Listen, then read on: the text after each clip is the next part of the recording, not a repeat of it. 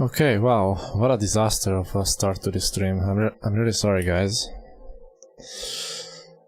This was due to the fact that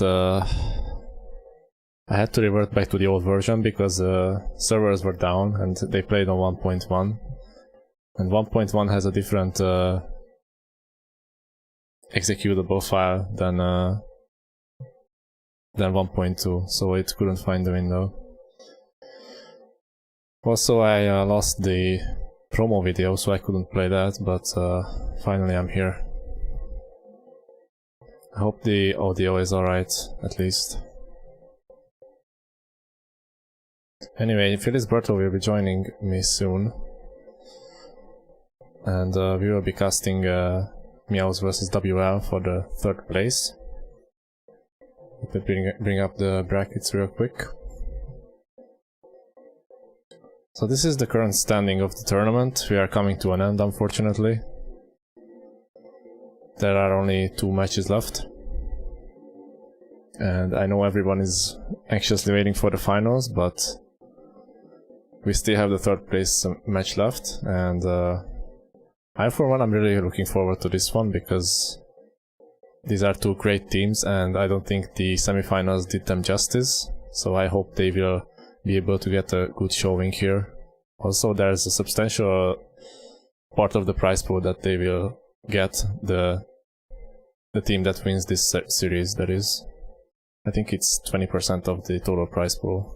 Let me check that real quick. I also want to give a shout out to the donors as well, so I have to check that anyway.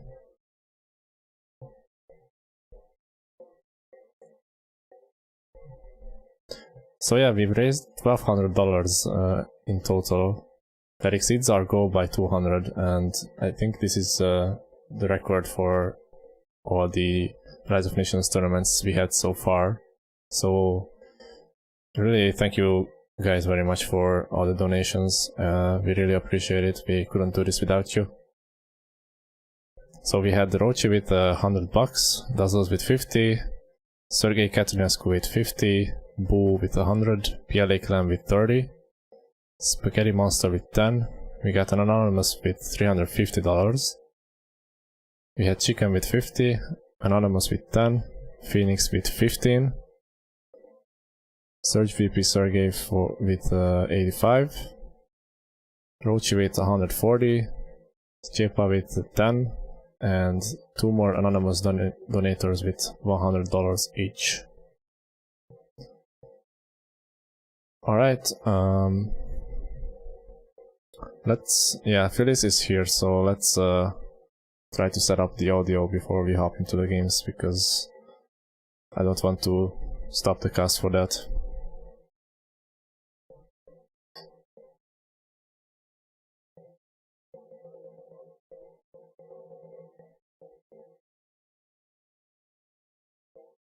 Also, I'm really sorry, but I won't be on webcam because it's like 35 degrees here, so I can't, unfortunately.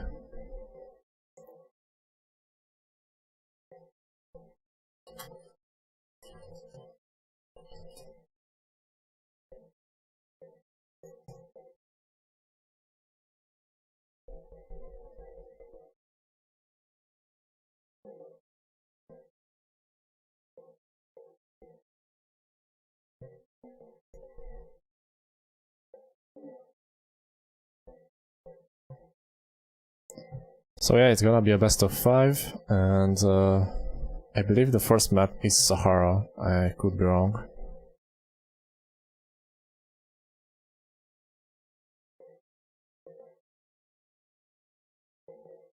It actually doesn't specify which nation it is in the rules. At least I don't see it.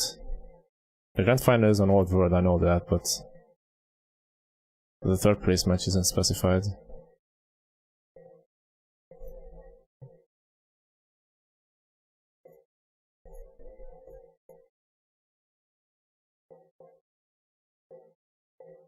So yeah, I guess we have to find out which map it is.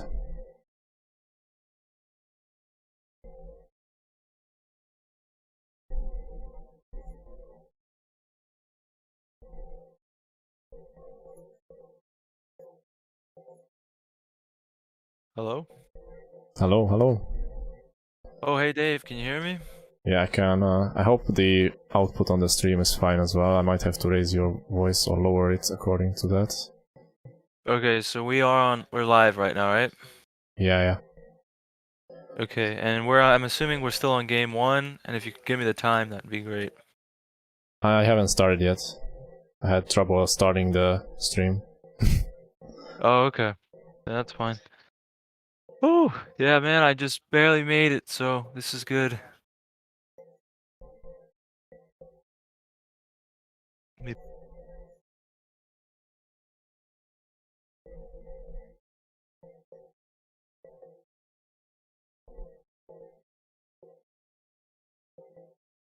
Okay, I think your voice is fine. I just had to listen to it. Okay. Yeah, if anyone in the chat could let us know if the voices are fine, that'd be good.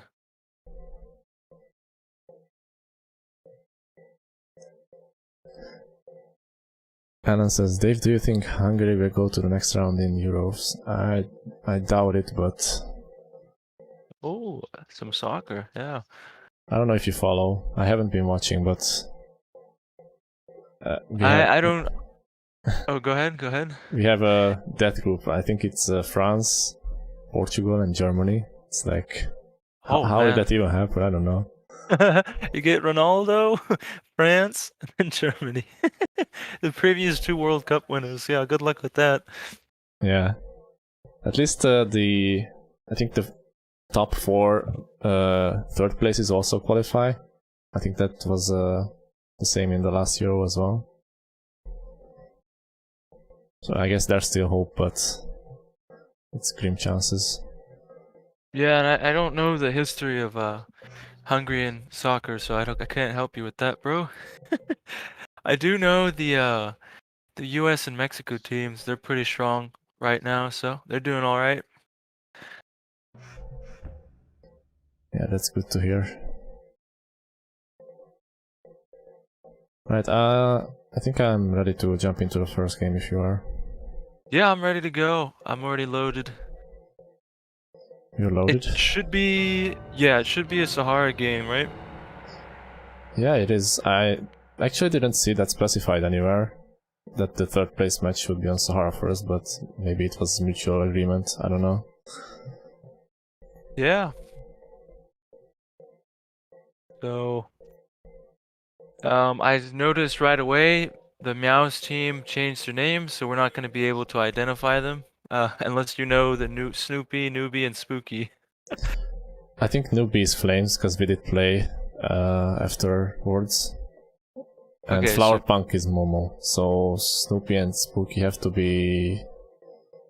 What's left? I think Bob so. and You said Eugene. yeah. You said 92 was Flames, and then we just don't know 91 and 93, right? Yeah. Right, Okay. so are you Well, in the game? yeah. I'm ready to go. Okay, I'm at 0. Let's count down and go, okay? All right. 3, 2, 1, and go. And here we begin, guys. This is for third place. Meowz versus WL. And yeah, what do you think, Dave? What do you think going into this? I really like that they went for 4v4s. It's usually better viewer experience, and I think it also allows for more balanced games overall. So I really like that, and I think both teams could win here. It really depends on who can have their better form. These are all quality players. Yeah, for sure, man. For sure on the WL side, they got some newcomers like Fatabi, but overall they're pretty solid, and I think it's gonna be a good game. Yep, definitely. So let's see if anyone's going for the center. It seems both teams do want to grab the center. Fatabi is here building as Maya. I like that because it's really hard to raid them early, so he's not gonna be in that much danger. And Snoopy, who I'm not sure who he is, but he's also going for the center, although he haven't started building yet. It's already past 1 minute. I'm not sure where he wants to go further here. It's taking him a lot of time to start building. Okay, so Newbie just said Woojin make. I think that means blue is Woojin. Okay, so blue's Woojin and flames is purple. So that must mean Bob is green. Yeah. Okay, so we got things down. By the way, what time are you at? So I can like get used to matching the time. I'm at 140. 140, okay.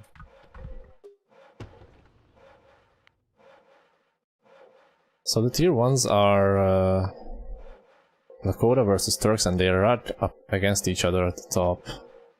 I would say that Lakota benefits more from this situation because they are faster, usually. What do you think? Yeah, and then they never have to worry about wood, so it's always a safe pick. And yeah, generally they are pretty fast, so let's see what they can do against the Turkish guy. I mean, Turks are no joke though. They're pretty fast as well, so should be interesting. Yeah, you can never count them out. They're always gonna be looming danger of the sieges, so yeah. Let's take a look at the rest of the nations. So on WS side they've got TNO as Bantu. He's in a pretty safe spot down there. Looks like comfortable. They also have Proles as Nubians. And Fatabi, like we said earlier, is Maya. On the other side we have Woojin as Iroquois in the middle. The tier 3 is Aztecs for Momo. And who was this? Bob Spooky in the green as Maya. And like we said, Turks at the top for... I'm gonna keep forgetting these names. Why did they do this to us? Seriously. Which one was purple? They're trying to troll. Purple was flames. Right, yeah. Yeah, I even said that in the beginning, yeah. Yeah, and then Bob is green, and then Woojin's blue. I like both these sets of nations. Like this is a rush map. Usually you need a lot of early control, so pretty much all these nations allow for that. Like Maya is the fastest in the tier 4, and Nubians are actually one of the best for rush setups because they can buy food or trade for whatever they need, and usually you have a lot of rares on Sahara as well. Yeah, so, I think I'd call Nubians close to tier 1, bro, especially on this map, just because there's so many different rares. Yeah, it's a bit luck based, of course, because you can get like really bad rares around you, but usually you have at least 1 or 2 decent rares, so you can make it work. So at the top, the Lakota player seems to be significantly faster than Turks. He already has his library down and going for Calm 1. Although Flames is not too much behind. Jetting could have gone for Science 1, but of course it's always risky when you're so close to the enemy. Yeah, and then you have to take into account at every second counts, and then Science 1 even takes time to research. Even that slight delay can cause you some big issues, so yeah, it's good not to go Science 1.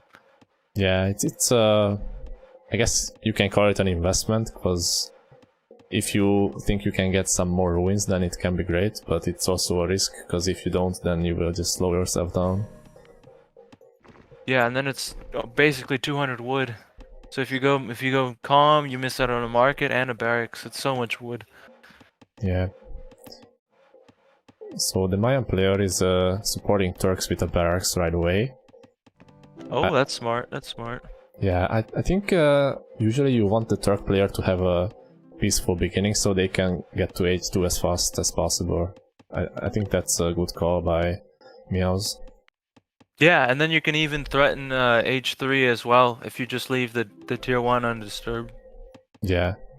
Like, Turks don't have to rush H2. That's something that Inters fall into very often.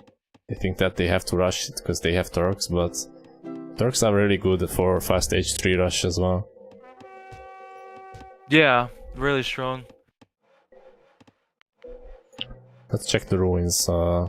Jatin has the most ruins as Lakota, that's no surprise. And the whole WL team has a pretty good count of ruins. I think they can be happy with that. Meowz is really struggling on ruins, especially blue.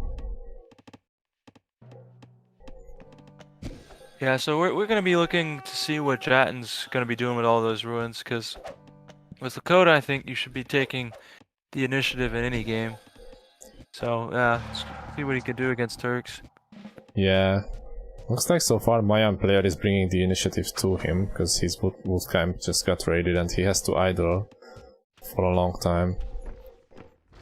Fortunately, he has enough resources in the bank to keep producing units, because that would have been even uglier if he doesn't. But this is still a lot of damage. Oh man, yeah, and then you can't be losing villagers as Lakota. You're gonna lose your edge pretty quickly. Yeah. This was a really smart move by Meowz. Like, we can see the Mayan player already has his Calm 1, so he's not like super far behind because of this raid, even though he invested into 4 units. Yeah, Maya can definitely do it. They're pretty fast, so it's okay. So on the top I would give the edge to Meowz so far. Not sure if anything happened on the bottom. It did. Flores tried to build in the middle, but his city got intercepted by Blue, the Iroquois player, which is Wujin, I believe.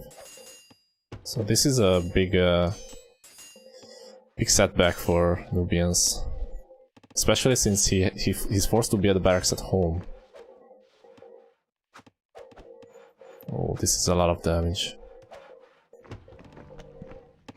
Fatabi also went mill. But he looks fine, he didn't suffer a lot, I think. His eco looks okay.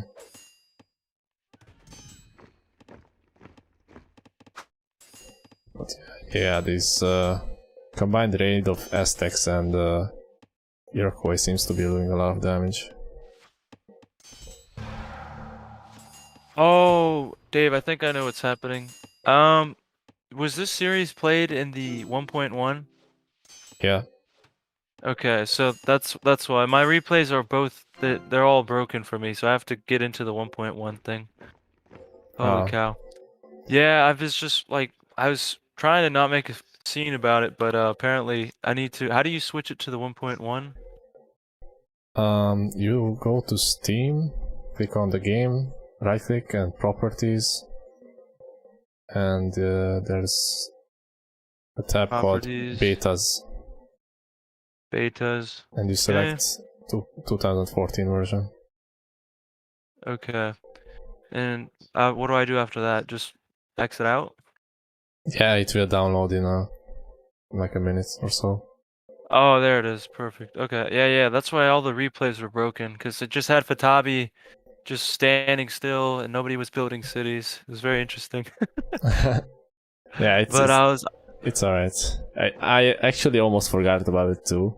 I had like 2 minutes on the countdown, and then I remembered, oh shit, they played on 1.1, I have to switch. Yeah, man, I tried to not make a scene, but I still couldn't figure out how to get it to work. So I guess it's okay, yeah. But yeah, you can continue. I can just hop right in. Just tell me that I'll ask for the time when I'm back. Yeah, no problem. Okay. Okay, so Proles had to cancel his city completely. And there are 4 light infantry by Momo here. This looks rough for WL, because all they have is archers here. And yeah, you have to make slingers against this, otherwise they will just destroy everything. Jetin seems to have bounced back, but obviously the Turk player was undisturbed for all this time and he has 100 eco. This is a perfect setup for a rush on this side.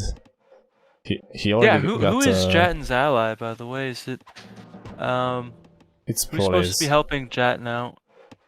It's Proles. Yeah, man, just the 1v2 essentially is just allow for a Turk free boom, and then Jatin's been dealing with the raids himself, so looking very bad on that side. Yeah, I mean, Fatabi and Tieno hasn't been raided that much, but the other side has been hurting a lot, because 3 players have been raiding on that side, pretty much. Yeah, the Mayan player was raiding Lakota, and the Iroquois and Aztec player were raiding at the middle. And this is exactly how you would want to have set up for Turks. You raid with the other nations and let Turks get to stage 2, and preferably you raid the player in front of Turks. So they've done a perfect job of slowing down the 2 players that are facing Turks.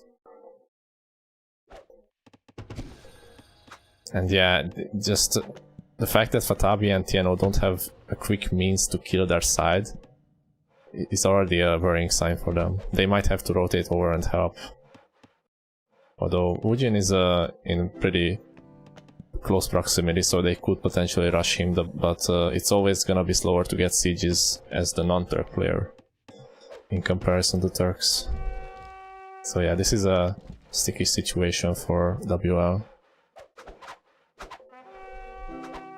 And more raids on the top by the combined forces of Turks and Mayans.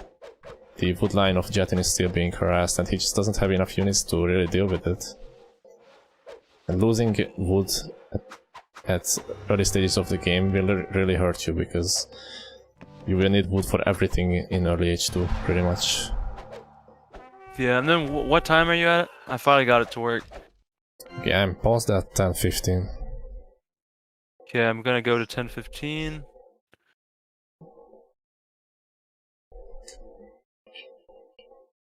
Oh man, yeah, I'm just looking off the stream. Jat looks to be getting raided super hard. Just more bad signs for WL. Bat 7, still going to 10:30 maybe. I'll go to 10:30, or unless you're waiting for me. I am. I'm paused. Okay, so I'm almost at 10:15. 9 minutes. 10 minutes. 10:15. All right, I'm at 10:15, so I'm pause. All right. Yep. Okay, 3, 2, 1, go. Perfect. Holy cow! Yeah. Oh my! And then as you can see, Prole's made 3 slingers. He's invested a lot. Holy cow! And he's still in age 1. Yeah. Like he has the market. He could buy 100 food, but he's been at 60, 70 food income for so long that this is just a huge setback for him. And the sieges are already out. Look at that. Oh no! Yeah, it's the caps in front too. I Jan's guess just about he... to age. I guess he can still move it, because it's just 2 catapults, but still losing even 1 city will hurt. I think they have to Yeah, abandon man. this. And there's no natural defenses. They could just walk on to the next city. Like, there's nothing to stop them. Yeah, Holy exactly. cow. And if you can see, I think Flames is pulling militia as well. Yeah. You notice that? He's pulling everything. And another big advantage of Turks in this situation, you can replenish these villagers really easily because they are so cheap. And he's already queuing villagers on infinite queue, so that's really good by him. Militia Yeah, moving in, there's just 1 tower. I don't think this will be quite enough, although there are a lot of like ancient age units here. And when it comes to city capture, only the quantity counts. So that's good for WL, but I don't think they can hold off this many militias. The tower will go down here. And yeah, but I think won't have his own militia. Patabi brought some units as well. He's even here helping. It's just 2, but everything counts in this situation. A lot of units are dying on WS side, but also the militias are not that big of a number anymore. They don't have the Patriots, so they don't have armor, so they die a lot faster. Yeah, and they also kind of wandered in slowly, just getting shot down.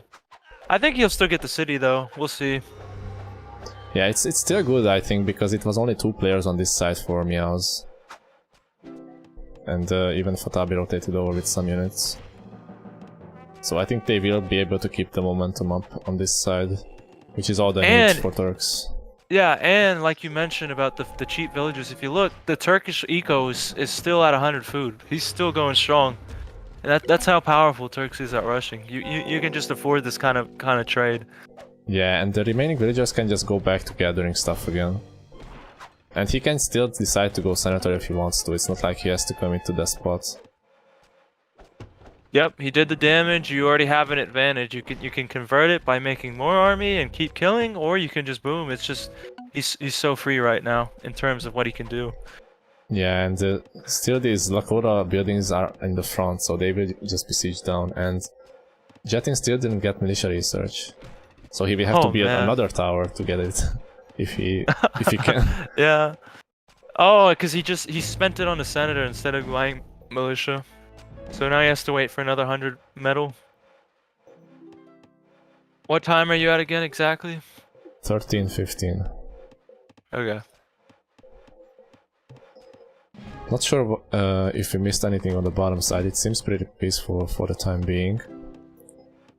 Yeah, I don't see many units down there. Tieno is doing great on eco and knowledge as well, so he's set for the long game, but will it go to the long game? That's the big question. Yeah, man. As Bantu, man, you can do anything, and I think going aggressive would have helped more, because this side looks like it's doomed up here. And I think Jatin should have made that call early. He knew he was getting raided, and he knew it was going to be slow against Turks. You got to make those sort of calls. Yeah, I'm not sure if he said anything on voice chat or not. I think they have to be on voice chat, because we didn't see any chat in the game.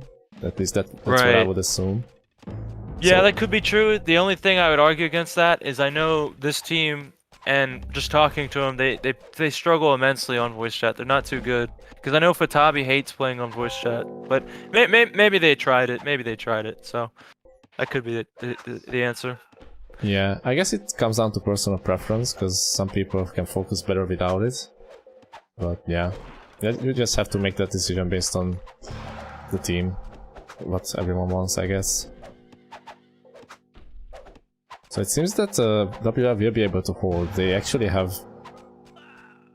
I count 4 different players here. So they really make sure that Jetin doesn't die to this. And so now it's up to see what blue and red can do. If they're gonna send 4 people up there, Meowz needs to do something on the bot side. Yeah, it does seem like game is slightly turning around, because no one is really booming on Meow's side if you take a look at the knowledge incomes. but Yeah. on the other I mean, side... Momo did go despot, so he's just looking to fight right now. Yeah, and he's... Wait, yeah, Momo. I was looking at Bob's library, actually. I didn't see that he only has one city. Oh yeah, he does have one city. Oh man. He's one city but at 100 food, so his rares made up for it. Bison and sugar and wine, yeah, he can afford that. It's okay. But if you see in the chat, I think Flame said we boom now, which is what we predicted. Is like you can take two paths. You can keep going aggressive, or you can just boom. And I think this is the better choice because it's a lot safer to boom. Yeah. I don't Especially like when you have the what advantage. Bujin is doing. He has zero knowledge still, and there's relics right there at Momo's city. Oh, what the heck? What has he done actually? He's not doing anything right now. He didn't boom. He didn't help with the aggression. And now he's maybe, attacking, but it feels too slow for my taste. Something seems off. Momo has some units here, and the Despot. I don't like their chances on this side if it's just a 2v2 here, because Watabi and TNO have good enough knowledge income to get to H3 in a reasonable time. So if they don't die in the next couple minutes, they will win this side for sure. Yeah, I don't know, man. I think Woojin dropped the ball, man. He seems really slow, and he didn't choose what he was gonna do. He's floating like 350 gold, which is very interesting. Let me get that for you. Yeah, and on the top side, they kind of lost their momentum, because there was just 2 players pressuring against usually 3 armies or more at this second city of Oyupe. Like, they did great in the early aggression, but it didn't quite do that knockout punch that they were hoping for, I guess. Yeah, and you need a knockout punch, especially against Lakota, because if you look at Lakota's eco, Jatten's already near 150, so Lakota is one of the quickest to recover. So I think if they decided not to keep on pushing, they definitely needed to boom harder than this, bro. Because if you look at Green's eco's pretty struggled. Big push on the bottom side. Woojin ended up pulling all his militia. Oh, yeah. And they did capture the city. This is a big blow to Fatabi's eco, because he had all these farms and lumberjacks there. I guess they were not expecting this, I'm not sure. What the heck? I don't know. I think this is a huge blunder by Fatabi, bro. He's Mayans and no towers, and the blue and red haven't done anything all game, so it's just like you gotta expect them to have a lot, man. And you need to prepare for that. Yeah, I mean, Aztec Despot is gonna push you no matter what, so I think at least having attrition against militia would have helped, but if you can't hold the city, then it doesn't matter. So they just needed more units or towers, or both. Yeah, more towers, especially from Maya, bro. And then like I think Momo's like I'm a huge fan of Aztec Despot. I think it's pretty underrated, and I think Momo's demonstrating its viability because I'm watching Momo and he's getting like 45 gold every villager kill. It's just getting like 500 plus gold just from killing stuff. So yeah, well done to Momo. I'm not sure if many people know this, but plunder works like ruins. You get the resource that you have the least amount of, so if you just keep spamming scholars and killing units, you can just have an insane boom. Oh yeah, that's true. That's why sometimes when Jatten plays Despot, he's able to be the first to H5 even against Senator people, just from fighting and having a good boom. Yeah, and if you can get to Commerce 2 in a reasonable time, then it won't be as much of a setback in eco either. They also have diamonds, which is helping out a lot. Like, that plus 10 is really contributing a lot in this case to eco. Yeah, what time are you at again? I'm at 1855. Okay. I like that Flames is quite close to H3. He had created enough scholars to go up. And Bob is not too far behind, I guess, but still, his eco needs work. And I would say that Proles and Jetin are doing better on this side at this point. Look at Jan's recovery. Look at Jan's recovery. He's 160, 160, 130, man. That's the power of Lakota, man. If you don't finish them off, You have to boom up, man. They had the advantage. They had the pressing power. So now it's going to be up to Momo, and I think Fatabi and TNO really dropped the ball down here because all they had to do was hold against two players who really hadn't done anything all game. Yeah. I guess Fatabi can still move his cap. I don't see a Senate, so they should be fine. And he also sniped the siege. That's very good. Oh yeah, he got both sieges. Now they can't push here without sieges. And Oh Wujin man, is that's nowhere close to huge H3. blunder. Yep, that's so right, because Wujin just ignored Scholars the whole game. On top of not doing anything the whole game. Very strange play from him. Tieno moved in with an ambush. I'm not sure why, because he was just waiting for upgrades. He could have done this a couple of seconds later. And Fatabi is pulling militia. I also don't understand this. They are not under the threat of dying, so why not just pull back and pause? Yeah, this is so strange. It's a good point. I think it's maybe the tournament pressures are getting to him, but that's another big mistake. Yeah, especially if you fight Aztecs. Like, he's fighting Wujin now, that's at least not as bad, but if he was giving this plunder to Aztecs, oh boy. That's another 500 gold, dude. I'm telling you, Aztec Despot on Aussie, bro, just go to some villager camp, you get so much money, man. So much money. Yep. So yeah, now the players that did at least create some scholars early on are transitioning into H3 quite safely. And the players that didn't, like Wujin, are still really far away. So yeah, maybe he just forgot, man, because that just seems very strange.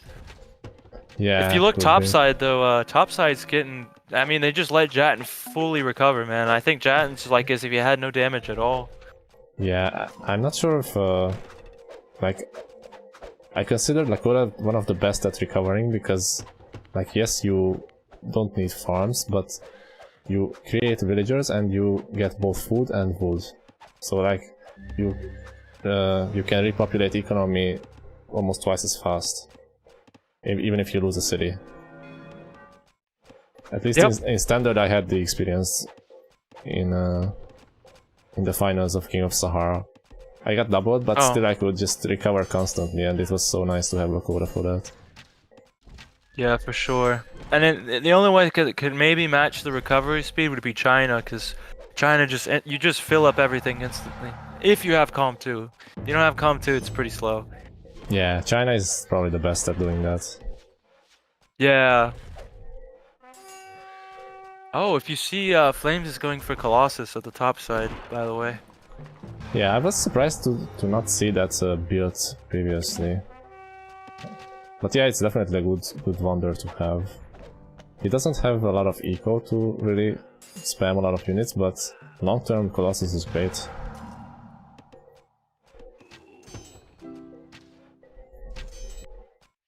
Bob is also up to H3, so that's a nice job, considering how behind he was initially because of the raids that he did. Yeah, and then, I don't know, man. Fatabi still looks like AI to me right now, bro. I don't know what he's doing, man. He's not getting his eco back together. He's fighting when there's no threat of dying. It's very strange. Yeah, he threw away a lot of militia by forcing those fights. I'm not sure why, because TNO is doing great. He hasn't been... his eco hasn't been hit all this game, and he's banned too, so they can just let him mess army and then steamroll. There was no need to force the fights, really. Yeah. But thankfully luckily for WL, Wujin is also kind of dropping the ball a bit. Like, Fatabi and Wujin are the two players that are kind of dead weight at the moment. Yeah, man. Not making scholars till like 20 minutes in the game is so weird. Just so weird. Yeah, but, like, unless you can kill an enemy player, then you will just lose if you don't make scholars. Yeah, and then on top of that, he really didn't do anything. Like, the bot side was very quiet. Most of the early raids at the top, they weren't doing anything. It's very strange. Yeah. Seems like a stalemate at the top. Turks are sieging away, but there's a castle behind, so it could still take a lot of time to get that down. Yeah, and even Lakota's at 150 gold, man. He has more gold than the Turkish player. Yeah, he's using a lot of gold rares as well as spice. It really boosts your gold income, so that's really nice to have, especially for Lakota, because they usually struggle for it. Yeah, yeah. And then what time are you at again? Because there's a big fight at the top. 24:03. Yeah, Okay, fight so is I'm a bit going ahead. down. It's really awkward to push this. Yeah, well, I think they go in, man, because I was a bit ahead, but yeah, they're gonna take this fight actually. Flames has a big army, but I would not try to force the issue just yet. He can still mass a lot more army, and he could also go military 3, although it's still a bit far away, but yeah, now he just lost most of his army mass, and I don't see this as a decisive victory for them. Yeah, I think blunders from both sides now, because now Flames is just suiciding into like Prolay's having a bunch of archers. It's just nothing's looking right now. Like, you have the border right here, so you can just keep guarding your siege, slowly push forward and heal your damaged units. There was no need to commit to the fight. Yeah, maybe tournament pressure's getting to both of these guys, but very strange play from both teams. So Wujin is finally going H3. Fatabi does have the knowledge, doesn't have the food yet, but he will also H soon. But yeah, I think TNO will be the driving force on this bottom side. Oh, if you look at this, tell me what you think of this, Dave. Fatabi actually goes mill 3 before age. I mean, I don't mind it. He has to wait for the food to gauge up anyway, and mill 3 will give you cheaper units. But I would prefer if he maxed out his eco as well. Yeah, the biggest issue with for mill 3 is I just rather go comp 2. Like, anything but, like, the go comp 2 you can fix up your eco because you can start buying stuff again. It's just, that's what I would have done. Yeah, that's a good point. And he just now made his third city as well, so he doesn't even have more than one caravan working. Yeah, oh, like, man. Fatabi's biggest issue really is his eco at the moment. Yeah, there's no need to go mill 3. He can't, you can't make an army with no no eco, essentially, is what I'm trying to say. But hopefully TNO can carry the weight, because I don't know what Fatabi's doing, man. Yeah, I only wish TNO used a bit more rares, although I guess they've been raided, because he does have a lot of merchants, but only 4 of them are working. Oh yeah, if you see, Wujin's actually been raiding in the bottom side. There's a heavy cav and a hoplite running around. Yeah. Like, you have to keep raiding in these games, because if you just let your opponent have all the rares for free, then it's gonna be tough, especially if you're behind. And they are definitely behind on this side. If you look topside, I think Prolays and Jatin are doing exceptional. They're actually pushing in to when they were losing, but now they're just winning, I think. Yeah, looks like it. They both have excellent equals. Jatin has like almost 200 everything. Holy cow. No, yeah, Jatin's playing really well. Very nice recovery from Jatin, man. Yeah, it's and good to see that. That's what Commerce 2 eco can give you. Yeah, before mill 3, most of the times, if you want to go to 4, you have to go Commerce 2 first. Otherwise, you'll be behind. And yeah, this is what really hurts when you lose your army as the Colossus player. Because now Flames doesn't really have an army lead here. So Turks are just falling behind. And on top of that, Jatin made siege on the university, so he just lost 7 scholars from working. Oh yeah. Right now he's only at 50. 7 right now. Yeah, so I don't know. Yeah, Prolays and Jatin, absolutely exceptional play up on the top side, because they were losing at first, but now they just turned it around. That's an interesting spot for a castle by Prolays. I'm not sure if I would do that against Turks. I guess if you can keep the control of this area, then it's fine, but it's a bit risky. Yeah, maybe not against Turks, but yeah, I wouldn't do it against Turks, but anyone else I pretty much would have done it, because you can get to both cities from here. It's a good spot. At the bottom, there's an unfinished castle by Wujin, and they lost the city very easily. Bantu is really carrying on this side. Yeah, I don't know. Just 3 players down here aren't pulling their weight. I mean, Fatabi's somewhat recovered. I think he's doing better. He's definitely doing better than Woojin. I don't know what Woojin's doing. Yeah, Woojin lost, I think, some eco because his third city was that city he captured, so he lost the caravans for the time being. But yeah, just they can't keep up with Bentu at this point, and Bentu will not only have the better army, but he's also the closest to 4. And he has Hanging Gardens, so his eco's gonna be top. Yeah. Like at this point, Proles and Jetin just need to keep up the stalemate and TNO will carry. But I think even they are winning on the top. I don't know if Mentalist is trolling, but he's telling me actually 91 is Bob. We don't know. Yeah, but maybe if more people can confirm in the chat, if you could help us identify who's who. But currently we think blue is Woojin. It could be Bob though, according to Mentalist. I think his playstyle resembles a lot more to Woojin, because he's been doing these raids a lot. That's what Woojin always does, and he also sometimes goes for full out rush with no boom whatsoever. Bob is more like the boomer type of guy. Yeah, I would agree with that. Bob, yeah, and then Bob's more standard. So yeah, that makes sense.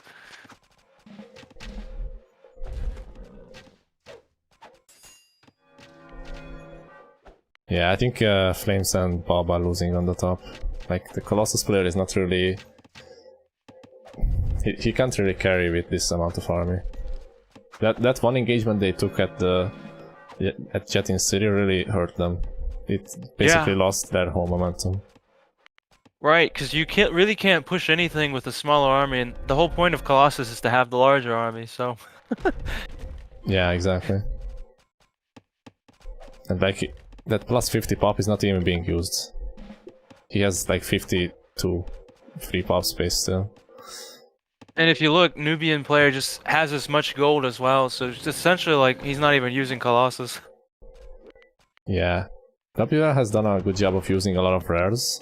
Like, especially in 4v4s you have to do that, because they give you just so much knowledge and gold. Yeah, using rares is pretty much how you do them. Is Fatabi still struggling?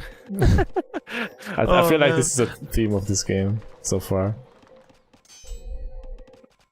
Yeah, maybe it's that they played on the lower patch and they forgot how to play. It's like they went back in time to 2014. Yeah, maybe the skill level also resets, I don't know. Yeah, yeah, because he went back in time, so they lost all that improvement. Big fight on the top, Jetin and Proles are moving in, and they capture the city. Flames even pulls militia, but it won't be enough. This is just not a good fight for them. Oof. Yeah. Turns out the Season of Giving is actually back. It actually came out in the finals, the semi-finals, I guess, because Flames gave away an army, and now he's giving away more militia, man. The Season of Giving is back, boys. Indeed. It hurts to see the Colossus player struggling so much. It's just such a waste, I guess. I don't know how else to say it. Yeah, but Fatabi is actually a big proponent of Turks being the best Colossus nation, just because you could fill out your eco with cheap villagers. So, I mean, I don't know. I don't know if I agree with that, but again, it's just hard to see the Colossus struggling so much. Yeah, I would agree with that to a degree, because usually you get Meal 4 quickly with Turks, but with Colossus you can mass more army even before Meal 3, so I guess that makes sense. You can go for Commerce 2 instead of Meal 3 first. Yeah, and everything to fill out is pretty cheap. Because I don't know, like I've looked at some of the game stats of like some Mayan booms, and just those small percentages really make a difference. So shaving off out of each villager, you really save a lot, and it helps you get eco going faster. Yeah, and you are also not limited by pop cap, which usually becomes a problem in Nomads at some point. So it's really handy to have. Yeah. At this point I'm finding trouble finding things to talk about, because it does feel over, but... Oh, for sure. What time are you at again? 32:35. 32:35. Bob will lose his entire army before upgrades.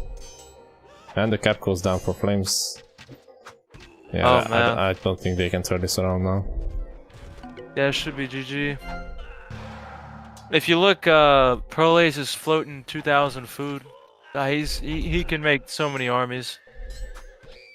Yeah, his traps are leading the way to somewhere, I don't know what. But... Oh, if you look in the middle, Momo just took Perlaze's city, by the way, at Pyramids. Or he's about to. Oh yeah, it's a bit unprotected. The teammates are not noticing this. Maybe Prolaze also doesn't see it because he's fighting on the top. But this shouldn't be a big enough loss to turn the game around, not in any way. Oh, not even close. If you just look at the bot side, Bantu at this point is unbeatable. You make more army than everybody. Yeah, and you have the perfect eco for it. Okay, this army is unstoppable now. Wow, yeah, I don't know, man. This first game was just like everybody's making mistakes in the semifinals. Very, very weird. Well, it does make sense. Like you face really strong players, and sometimes you can't make all the right decisions. Yeah, maybe you're right. The tournament pressure got to him. Cause I don't know, man. Cause Fatabi, man, I don't know. He's looking like AI some of the games, and I know I'm being hard on him, but he's my friend, so it's okay. But yeah, I don't know. Maybe the tournament pressure got to him. And then Woojin as well. Woojin with no scholars for like 20 minutes. It's just very, very weird. Yeah, it really hurt them because they, even though they did a lot of damage to Fatabi, and Fatabi even donated a lot of villagers for free, it was just not quite enough to kill him. Yeah, the season of giving. Fatabi's a sponsor. Oh, if you look, Momo's going for Perlaze's cap now. He moved in a little bit. Yeah. He's also aging, but like, what will it give him? He doesn't have a massive army. Even if he can. Oh no, he's very dead, bro. At this point, you should have won the game as Despot Aztecs, or you should be at 4. Yeah. There's no coming back. So yeah, I really have to commend WR for their teamwork on the top side. Like, they did exceptionally well holding the Turks. And from that point on, it was kind of stabilized. So they could make decisions on what to do after that. This also allowed the Bantu player to boom, which was a concern initially. Like I said, that will they have the time to boom, and this way they did, so it worked out. My game just crashed for some reason, but it was over, so mine did as well. I guess someone dropped, or I don't know, but they were about to resign, so it's okay. Yeah. I was just like, my game just crashed, but I wasn't gonna say anything. We're having some technical issues, guys. But yeah, WL with the victory, guys. Let us know what you think in the chat. But what do you think, Dave? Let's take a vote on MVP for this game. MVP, it's hard to say. I think Tieno really pulls his weight. Can't really say that anyone else was particularly carrying. What about Jatten's recovery, bro? I really enjoyed his recovery. Yeah, that's true. So I mean, I'll let you have the vote because only one of us can vote since we're even numbers. So yeah, if it's up for me, it's between Jatten and TNO, like you said. But you can have the last vote. Who do you think deserves it? I think you could have an argument for any of the players on WR except Fatabi, because he was just throwing too much. I don't mean to be harsh, but yeah, that's true, bro. But yeah, who's anyway, your final vote? I would give it to TNO. TNO for the win. Nice win for that. He got MVP for that game. Well done, TNO. Yeah. Yeah, but overall for that game, man, it's just a lot of mistakes. Fatabi and Woojin both playing very subpar, and I don't know, but Jatten recovered very well, and just tournament pressures, man. It's tough at playing for third place, bro. It's really hard at this kind of level, so I don't blame them. I don't blame them at all. Yeah. But alright, so I opened the second game, but I do need like 3 minutes to take a short break and update Yeah, let's everything? just we can get a break. Yeah, that's good.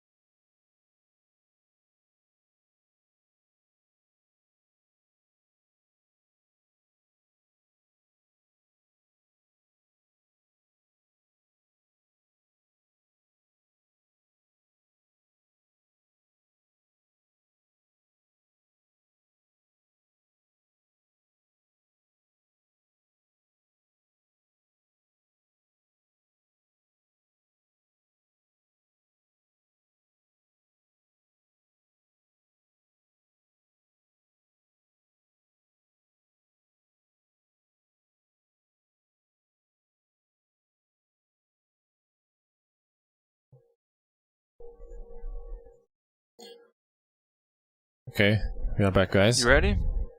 Yeah. So I'm not sure if anyone made any predictions. I think we've seen Mentalist say, what was it? Mentalist said 4-0 WL, which is impossible because this is a best of 5, but I guess he means 3-0 because it can only go to 3. Yeah, I but suppose it. that turns out to be wrong, so because WL's already won 1 game, so I guess Mentalist is out the window.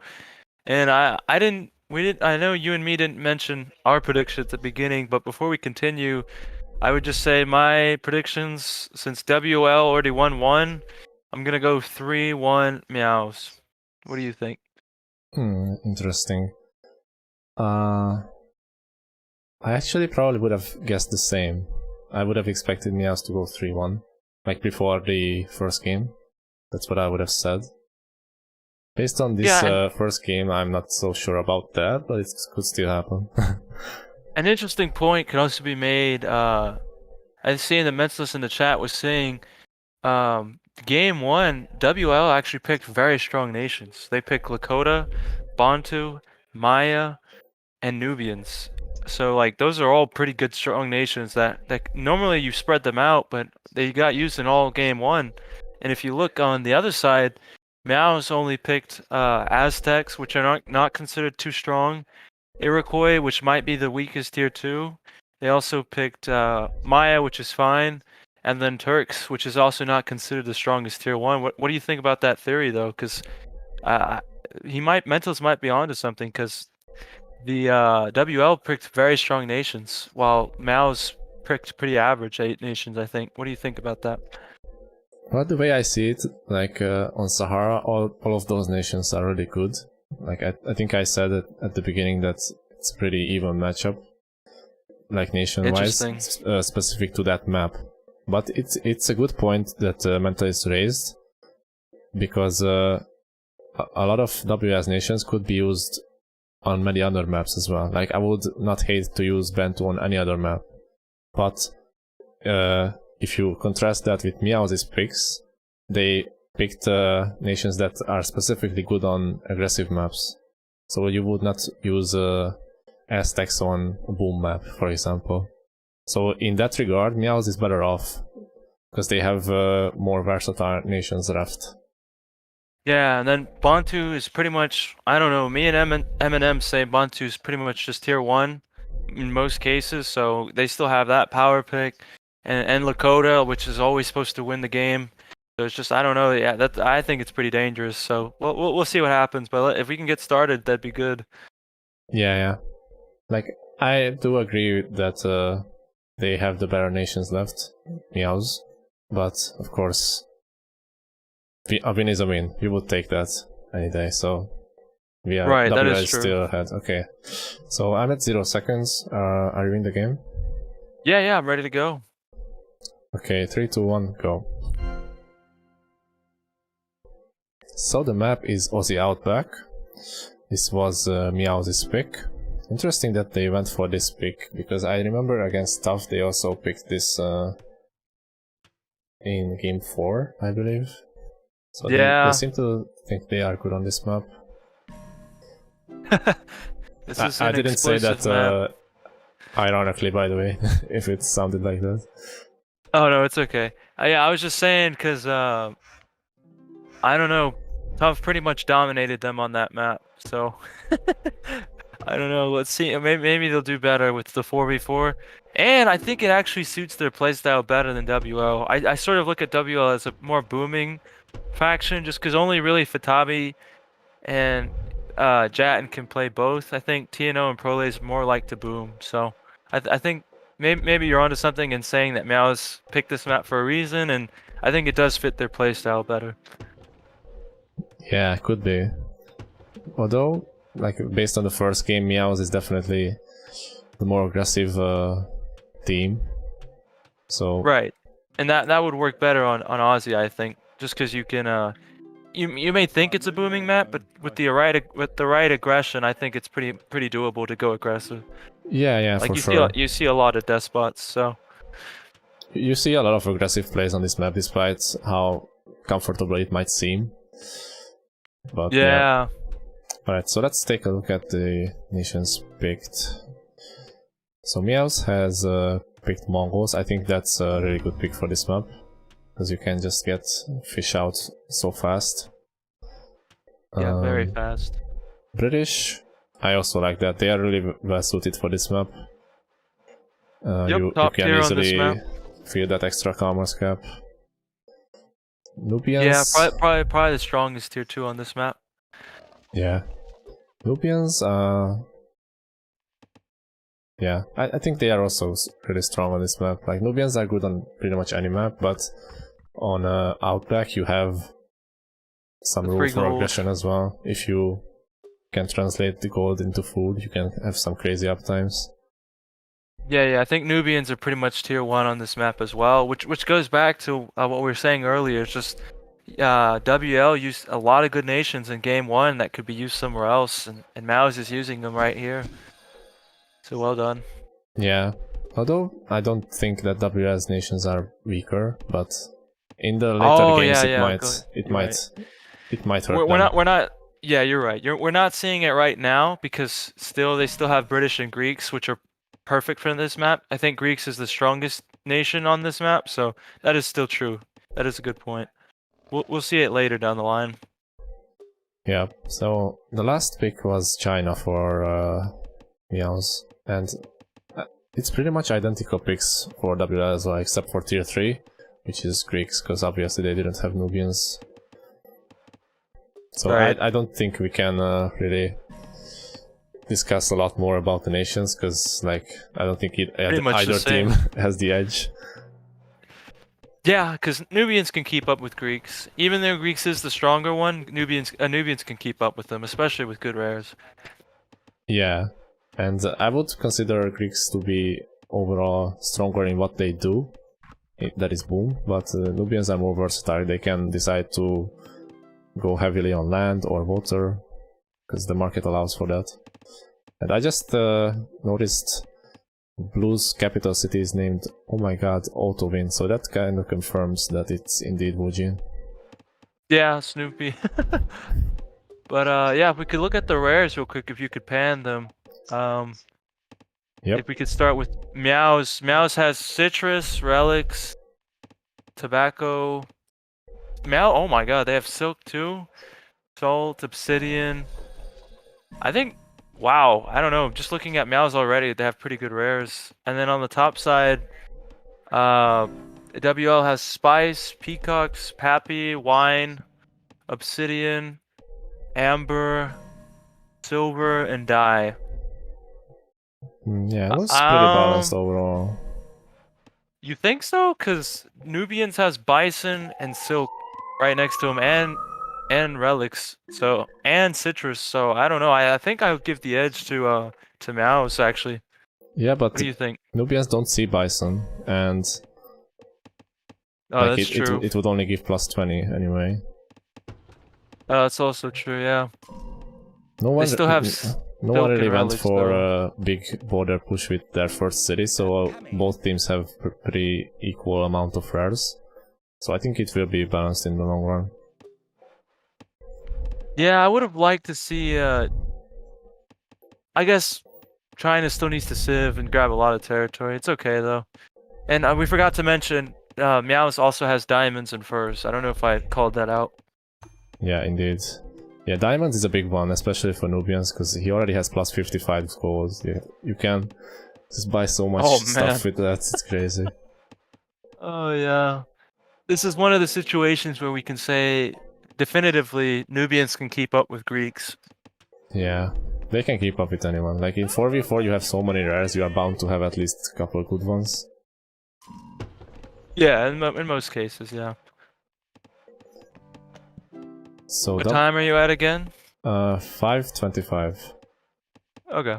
Jetin opened with a barracks as British. He seems to want to cover Fatabi, who is Mongols, and wants to let him have a free boom. I guess it's a nice idea. It's similar to what Meowz did last game with Turks. Maybe Mongols can do some quick rush. Yeah, I think let's see if Momo still has a little bit of food to go before he can get Mill. Because he went for the extra woodcutter camp, so actually Jatten can do a lot of damage right now. Yeah, and both of those woodcutter camps are kinda exposed, like one archer could deny the whole thing. I'm not sure why, okay, he cancelled it. Fatabi was going for Civ, but like, what was he trying to cover? He didn't see relics, now they do. But now that Yeah, he they just cancelled now Civ, saw it, yeah. it's strange. And for Mongols, if you Civ in the front, you're gonna be losing that free food. Because the border is not gonna be pushed as far. Sweet. Yeah, I guess that's a compromise you have to make, like you don't want to give up too much ground either, so... Yeah. But if you look at Jatten's raids, I think they're pretty effective. Momo's nowhere close because he built an extra woodcutter camp and he went up to 100 wood, so he actually invested hard and he's getting punished for it. Jatten's doing really well. Yeah, also Diamonds is getting killed by the hoplites, so I think this raid already paid off. Yeah, it was worth. It was definitely worth. You need these kinds of raids because in Aussie, the resources are so abundant, everyone's going to be very fast. So you need these sort of explosive raids that actually do very well. Otherwise, you're going to be pretty much dead. Yeah. Momo is actually lucky that Jatin didn't scout his other wood camp, because now he can just gather wood there and not lose that much income. Yeah, he's getting 60 from there. Yeah, he's at 100 without even the other guys. Let's see, Spooky in the middle. That's Bob, right? He's already come too.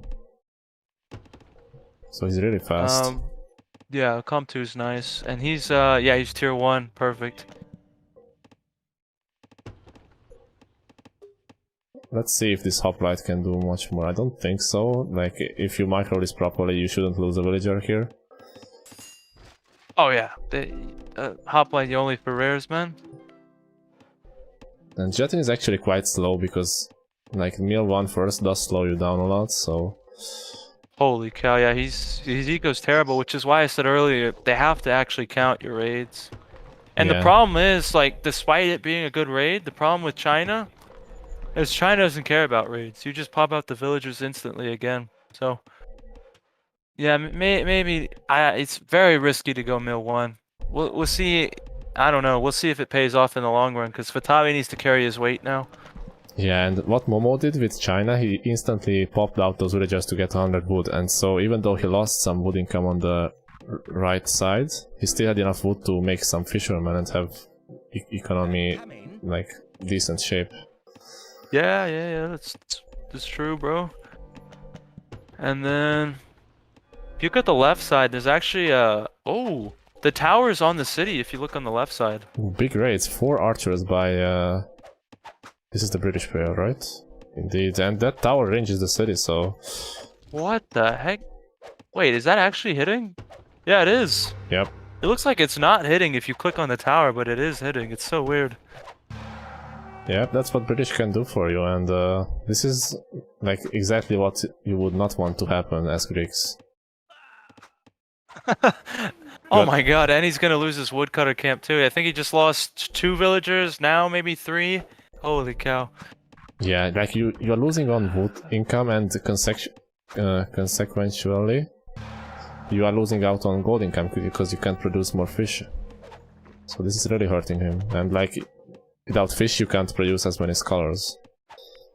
Yeah, solid chain system. When pull one, it pulls the rest down. Very well this done is by, a perfect utilization of British powers. And of course it's Flames, bro. Flames always does very smart plays. Very effective plays. Yeah, and his eco is not like suffering either, so he made sure to feel that 110 eco at least, so it's really good for him. Yep, and he's going straight for age. British doesn't even need to go Calm 2 like most other nations like to on this map. So Fatabi went for quick age 2 and went for hanging cow. gardens. No, why? Why? I don't know. Do you agree with this? I don't like it at all. I mean, I think someone should build a wonder on their side, and Fatabi should be the safest one. Although I think Colossus would have been better, because that allows you to raid a lot on water too. And if you notice, he's way slower. Because if you notice, White went calm too, and he's still getting a wonder at the same time. Yeah, exactly. White's just as fast, and he's at 160 food, bro. Yeah, I don't know, man. And not even if White wasn't as much faster, with China there, you just militia pull the caps right in front. That's so dangerous. It's so dangerous with China militia, man. I just think it's a very bad play, but I don't know. Meowz chose to respond with a wonder, which is okay. It's a safer approach, but if I saw a wonder and a cap this close with China with its militia pool, you just buy infinite militia, bro. Very dangerous play, very dangerous. Yeah, that's true. Like when you are this close to your opponent, it's always a danger to build a wonder. Especially China, man. Yeah, because the militia, man, it's just too much. But and if you see, it's freaking Momo. Momo likes to grow aggressive, and he's already got mill 2. He's going for mill 2. Yeah, he's already queuing a catapult here. Looks like you just predicted what he is gonna do. And oh my god, he's yeah, going no, for mass archers. That is really smart because it leaves food for militia. Exactly. So it just all makes sense, man.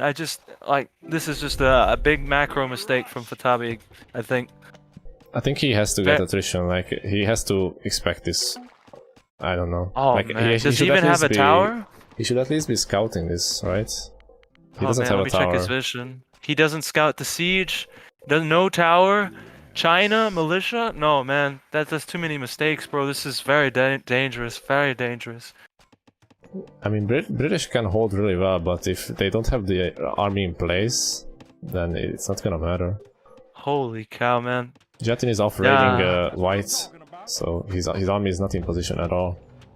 Oh man. Yeah, what time aren't you so I can watch it? 12:15, and the Senate is actually getting denied. Okay, it does go up, but the militia are moving in. Oh man, exactly what we predicted it. Oh no, Fatabi, no! Oh my god. Like, you have to have a tower at this point. At least you would need militia to hold. But he has nothing. Yeah, man. And it's a cab, and you're in front of China with militia, bro. No! What a play. And the worst part is that China can just make like 20 more militia with the cap sack. Oh yeah, he could, yeah. Holy cow, man. No, Jetin's like army is still nowhere near to be found. I think this is game. Holy cow, yeah, this is game, bro. It's exactly what I predicted. Holy cow. Unbelievable. Like, we know Momo does crazy stuff, but you still get surprised when he pulls this shit off. I don't know, man. To me, it was pretty clear and cut. I can see this stuff pretty clearly, bro. And I just knew it was so easy to do what he just did. And, yeah, but now, at the same time, it was so easy to prevent as well if you just scout it, right? So I don't know.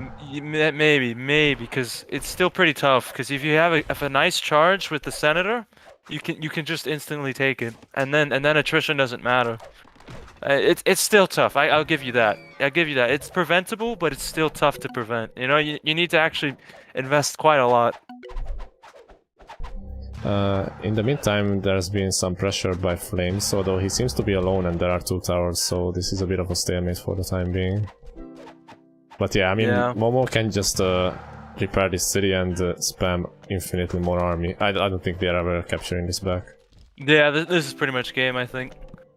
Yeah, what a play. What a play. I think Momo, I don't know, me and him on the same wavelength, bro, because it's just the right play to make, and he made the right play. Excellent macro from Momo. Excellent. Indeed. He didn't waste any resources on text that he doesn't need. He didn't have Civic, because he can already have 100 eco. Yeah, it was perfect. Everything was flawless. That was excellent call from Momo. And now even Bob is here to help with some army. Like, he will also be H3, and Hanging Gardens is just given to Momo at this point. it's giving him so much knowledge. He will be able to H3 pretty soon. Oh man, it was 3v5, bro. Fatabi was really helping Meowz this game. Holy cow. Flames is also pulling militia out on the top. Might be a bit Ooh. questionable because there are actually three armies here. Light blue, green, and purple, yeah. Well, the Jetin only has 2 units, so it doesn't quite matter. He can actually take this city, I think. There are not. Yeah, I think not he enough gets units. it. Yeah. He just took it on my screen. What time are you at? I'm at 15 minutes. He also has Despot, same. so he's getting a lot of plunder. Meanwhile, the Senator player doesn't even have healing, just because he lost the city. 30 gold already, bro. Another 15 wood. Holy cow. We need an auctioneer to like just call out Despot plunder. 15 wood. Oh man. 15 gold. Another 15 wood. Holy cow. This is what happens when you get too comfortable on this map. Just you can get surprised so hard if you don't scout and prepare. It's like you and me said in the beginning, bro. Like you think this is a comfortable boom map, but we just showed. Meowz just showed. Aggression is all on this map. That's why it's a very explosive map, bro. And yeah, I think Meowz played it, especially Momo. Excellent call from macro perspective. So, well done for him. Yeah, like you do have a lot of fish, so you can have a safe boom, but will the enemy allow it? Like you have a lot of territory to control. You have to pay attention to the military numbers. It can get really snowbally. Yeah, and then in the chat, Peter's saying, twist on history, China winning against Mongols for once. Oh man, that was Indeed. good. Sweet revenge. Yeah. Yeah, I think it's over. Like nobody on a WS team is really winning. I would say. They call GGs on my side. Yep, GGs called. GGs are getting called. Well done by Meowz. Really explosive gameplay. They really showed off what they can do with their rush. Yeah, even Flames, excellent usage. And I don't know, TNO's actually just pretty much a hard boomer, so great counter for Flames on the left side. Indeed, he didn't let Greeks to have a free boom. He made sure to constantly pressure the eco and didn't let TNO have the massive scholar advantage. Sure. Holy cow. Holy cow, yeah, what a good game though. What an excellent game. This was I don't know, I really enjoyed it. Just the perfect demonstration that macro trumps all, and then Momo's macro was on point. He made the right call. Excellent execution and just perfect gameplay. Yeah, not much there to say really. Like he was the weakest nation, but he still made the deciding move. Yeah, it's tier 4 beating tier 1. I don't know. For me, it's pretty clear. I know you have the vote, but for me, it's pretty clear choice. Momo's MVP for this game for sure. Yeah, I won't be arguing that. Although I think Flames is a close second because he was just overpowering his side as well. It's if Momo didn't. Yeah, if Momo didn't do as well as he did, easily Flames, because Flames put an excellent performance on the left side as well. That's exactly how you beat up Greeks. Just don't let them get going and just keep those early pressure. Just excellent play from both Momo and Flames. Yep. Man, okay, yeah. Let us know what you guys think in the chat. But that was a fun game for me, at least. Aussie Outback always produces great games, I think. Yeah, man, just that explosion, and then you see a lot of despots too. It's always fun. We didn't check the ruins, but there are not a lot of ruins on this map anyway. I think yeah. Yeah, pretty balanced on both sides.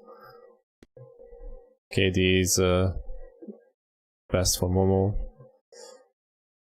And Flames is also 14-7, even though he was against 2 players. Like if Momo didn't get the kill first, I think Flames would have been the MVP for sure. Yeah, that's true. That was good, Deb. And then even, not even to mention that, just to mention the tier 1s comparisons. Fatabi against Bob, or was it Woojin or Bob? Because the Meowz tier 1 had Calm 1 and Calm 2 and 160 eco, while Fatabi only had Calm 1, and they basically got wonders at the same time. I think something went wrong on Fatabi's build order or something, because their Mongol player was significantly faster, I think. Yeah, I'm not sure. It must have been some indecisiveness, because Fatabi was going for that Civic first, but then he cancelled it, so he just had a lot of resources in the bank for no reason. Yeah, that could be it, man. Cause like he had 160 eco and still matched the wonder time, so something went pretty wrong. But yeah, let's go on to game 3. Well done for Momo in the MVP though. Yeah, we just need about 2 minutes, guys, and we'll be right back. Okay. Oh yeah, we need to.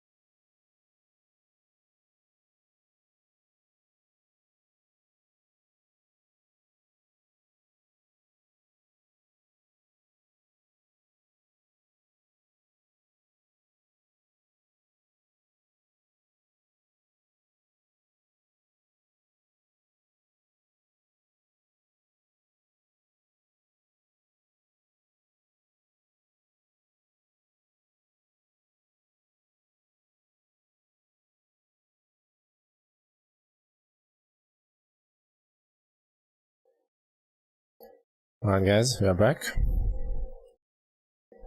For some reason, Ron keeps disappearing from the screen, but it's fine. I'm not sure if Phyllis is back yet. Oh, I'm back. It's okay. Let's jump into game 3 then. I'm at 0-0. Yeah, I'm ready to go. 3, 2, 1, go. Perfect. Okay, guys, this is game 3. Series is tied up at 1-1, and we're seeing Meowz with a dominant victory in game 2. So we're seeing what WL can bounce back with. So, Dave, what are you looking forward to if we can look into the nations? Indeed. So WL chose Mesa, which is a rather aggressive map, but it can be really hard to push because you have those cliffs, which can. And my game crashed. What? Uh-oh. Mine's still going, so it must have been just your side, not the replay. Maybe I opened the stats too early. Oh yeah, too early. That's a known bug that me and Pear found. It haven't happened to me before, so I got surprised. Yeah, but I'll just read off the nations. Up. Well, I had the game stats open, and then I closed it, and then to reopen it to read them off, and it crashed as well. It's a bit funny. I guess we just hover over the players and read them as well. And read the nations like that. It's a bit slower, but I think we can do. Okay, I'll wait for you at 9 seconds. Yeah, I'm coming back in. The only good thing about Ron's client is it doesn't take forever to get back in. Like, yeah. It's pretty fast. Alright, I'm ready. 3, 2, 1, go. Perfect. So I'm not gonna click on stats this time. Meowz has Japanese for Momo. Tier 2 is Bantu for Bob. Tier 3 is Indians for Flames, and tier 4 is Koreans for... Who was this again? Woojin? Woojin, It's yeah. the only one that's left, yeah. And if we switch over to WL, we see also Japanese for Prolays, Inca for... I believe this is Dane. They switched out Fatabi, it seems. Oh yeah, Dane. Oh man. Tier 3 is French for Jatin, and Tier 4 is Russians for TNO. So which one of these nations do you like better? So as I can see, both nations. It's hard to go off of this, but both teams have Inca, right? No. And then Meowz has Bantu. oh, okay. Oh, I think Inca's probably definitely better here just because it's so much free metal. But don't count Bantu out. Bantu can pretty much handle anything. I think Bantu is the most versatile nation. They can go for pretty much any play style. They can out-boom Inca or out-aggress Inca. It just depends on the situation. But on here, this map, Inca's pretty strong. I do love the French pick from Jatin though. There's a lot of closed areas. There's not a lot of space to move around, which forces you to engage against French. So I do like the French pick a lot. I don't know. What are you looking at in terms of nations? What are you seeing as well? I would definitely go for Inca at this stage, because like you might play 2 more water maps and then you can't use Inca at all, so it's a bit of a risk to not use them here. That's my point of view at least. Yeah, I think that's pretty accurate because Incas struggle immensely on water maps just because everybody gets gold, and your archers are the weakest because you don't get crossbows. So I think that's a great point. Yeah, and also you don't have any eco bonus early, so you are just slow. True. And, then if we could look at the rares, if you can call out the rares this time. Yeah, so let's start with Meowz. They have Peacocks, which is an excellent rare if you are looking for HD aggression. There's Die, which is contestable. Let's see. Mesa does have fewer rares than most other maps, I would say. Amber in the middle. There's Cotton, Pappy, Obsidian, Horses, and I think that's it. Python in the middle, but it's not really important. So yeah, I think Meowz have a pretty good setup if they go for H3 aggression. Like a lot of these rares support that quite well. Not that much for booming though. They have Pappy, which is really good. But that's Pappy and Obsidian. Yeah, it's not too many booming stuff, but they also have enough word rares to make do, I guess. So it's not the end of the world. Let's see. WRA has wine. They have gems at the top, although it's pretty exposed. Citrus, copper. Oh wow, they have both the water rares. They have furs. There's silver in the middle, which I believe should be theirs. yeah. Also sugar, which I missed, which is also contestable. I think both teams can get that actually. That will be really important. And diamonds in the front of Prolays. It's really good that Japanese player is here, because he can secure that pretty easily, I would say. Oh, never mind. I thought the purple was his enemy, but he's his ally, so I'm talking nonsense.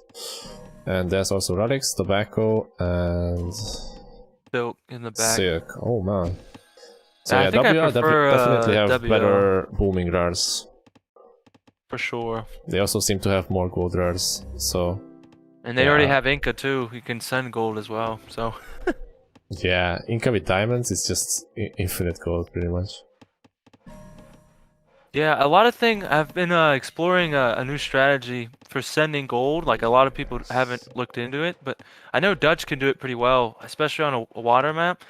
If you can get enough with Dutch, you can just send care packages to everybody, and always have that 250 eco of something. I don't know. I know the only other nation that could do it effectively would be Inca. So let's see if he sends gold or not. But we'll be looking out for that. Yeah, like you do lose a big percentage of the resources you send, so you have to make sure that it's actually worth losing that amount. But yeah, sometimes it can really help to send some gold to the allies that really need it. Right, and then Dutch. This was why pretty much only Dutch and Inca could do it, because they're the only ones that are gonna have excess of one resource or another. Yep. Right. So I think Meowz will have to be the one pressuring because they only have one library rare. Meanwhile, WL has, I believe, 3, plus a bunch of gold rares. And diamonds, relics, so and furs and gems. Yeah, it's up to Meowz to make something happen, but thankfully that's Meowz's playstyle. They like to take the fight to the opponent, so I wouldn't be surprised if they come out with a win, because they're definitely capable of winning. Yeah, definitely. Meowz has shown some great aggression so far, so we can't count them out. Yeah, 100%. Let's see if anyone scouted sugar. So Meowz has not scouted sugar. Let's see if WL has scouted sugar. No team has scouted sugar, actually. So that's gonna be pretty interesting. Yeah, although it seems that Band 2 player is building close to it, so I guess they are bound to scout that eventually. He doesn't. Yeah, he's actually making the second city where he's gonna discover sugar. The only issue is Umbeke is putting a Russian city in between those two. That could be a pretty bad split. Oh yeah. Yeah, that could be really ugly. Like, especially if they use gems. I don't know if they scouted it. No, they haven't yet. This one villager Bajati might find it, although... yeah, it's still... not sure. But yeah, if Russian get gems here, that's essentially will mean that these Band 2 cities will be split. Oh yeah, they might even turn into Skittles, like their borders might encircle themselves. Yeah, like 2 small islands. That would be quite hilarious. Yeah, this is why Russian's pretty good, man. You can cause so many things. You can control so much movement. It's like a crowd control unit, and like maybe League. Like you can control movement so hard with Russians.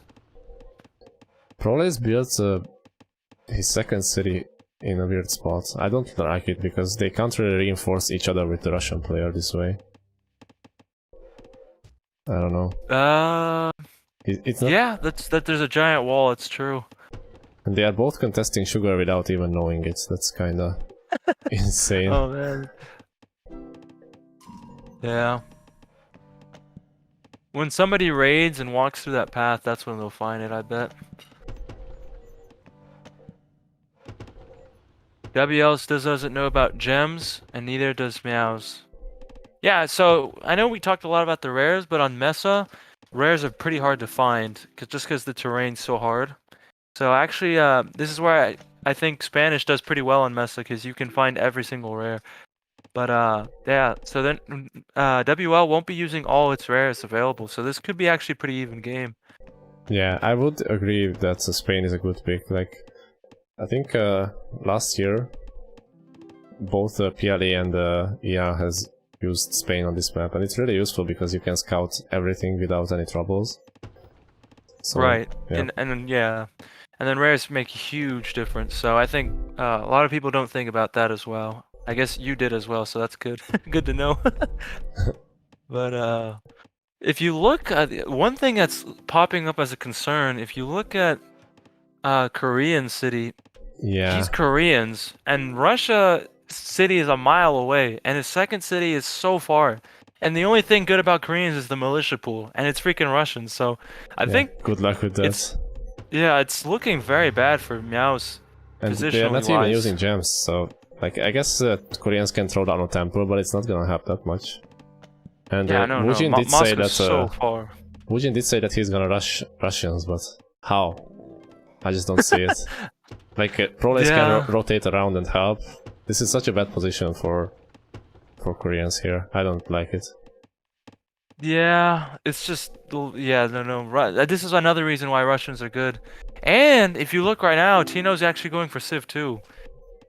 He's at 100 is going for Civ 2. This could be explosive game right here. This could be game changing. I don't know why he's going for Civ 2, but we'll see. The city position will be really crucial. If he places it forward, that could be a huge throw. And it seems like he is... Oh man, I don't like this. Where's he going? I can't see it yet. What time are you at? 9:15. He's building Okay, let me at go to- the bottom, close to Wujin. No, he just gave a Korean city to Raj. No, this is so bad. Now the This is so distance is so bad. much shorter. And you Yeah, can just now he can siege pull from militia. you can just siege from your own territory and then pull the boys and capture. Yeah, attrition doesn't matter if the militia can just run right up and instantly capture. This is a huge throw, I think. Huge throw. I know you're trying to secure the wood, but you also don't want to die. And then you could have even put it more to the right behind the trees. Even that would have been better. Yeah. You're just right in front of them. Oh, man. Or you could just build it in the back, try to secure silver. I don't know. That would have made more sense to me. Because this doesn't cover any rares here. Oh man, yeah, I don't know. Before the tournament started at the top 8, I've always said this. WL has the weakest macro, bro, and it's showing. It's showing here, man. Just another big poor decision.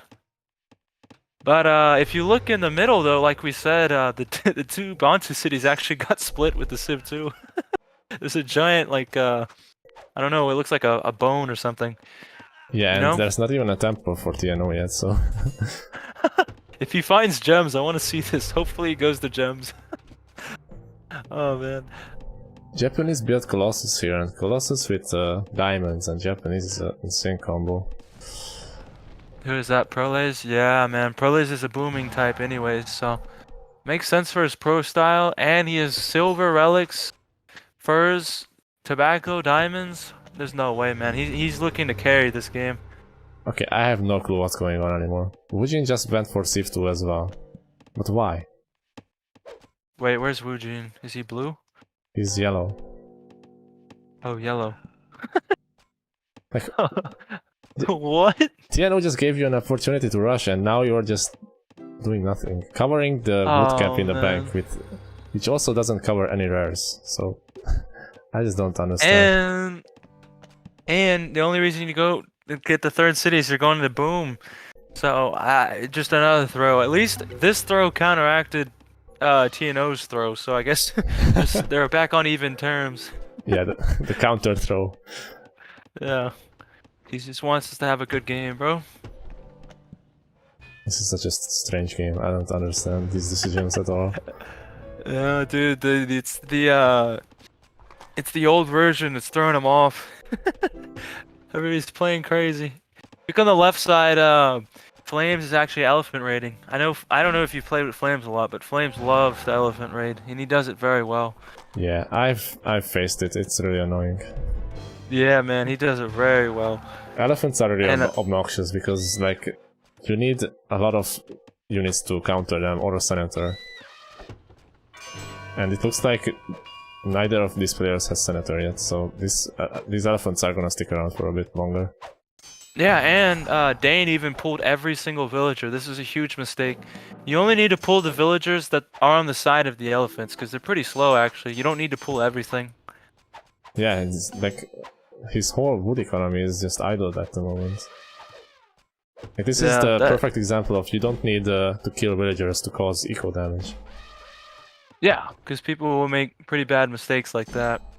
And guys, this is like for third place. People are making these sorts of mistakes at this sort of level. So if any inter games, like even if you do something like this, a lot of times the players are just gonna make these sort of big mistakes. Yeah, so for most of the noobs out there, there's hope. Oh man, that's a little harsh, but yes, it's true. Right. Let's not turn this into a roasting session. Yeah, and if you can notice in the middle, sugar is spotted by both teams actually, just no one's using it, and no one's towering it, which is okay, because it's pretty risky. Yeah, I mean, Japanese do have siege here, so it wouldn't make sense to tower, but yeah. Yeah, he's gonna look aggressive, that's fine. Now, it looks like Proles has an amazing start. He's looking like he's gonna take over pretty shortly. He's already getting 2 sieges. Yeah. Oh man. He's not screwing around. And on the top side, Momo went for Calm to Despot. I'm not sure if I agree with that decision, but like it does prevent your units from burning to attrition. So I guess that's something. And I feel like Momo always likes to go aggressive, and maybe his team, he knows he doesn't trust his team or something like that. Maybe that could be an issue as well. Yeah, they don't see a lot of the rares for WS, so they could still think that it's even, but it's really not. Well, they're not using gems or silk, so... but it's still too much, actually. They're still pretty good rares. Oh, if you look at, there's a big battle between white and green. Yeah, Prolase is... I don't think he lost a single unit there. That was a great engagement for him.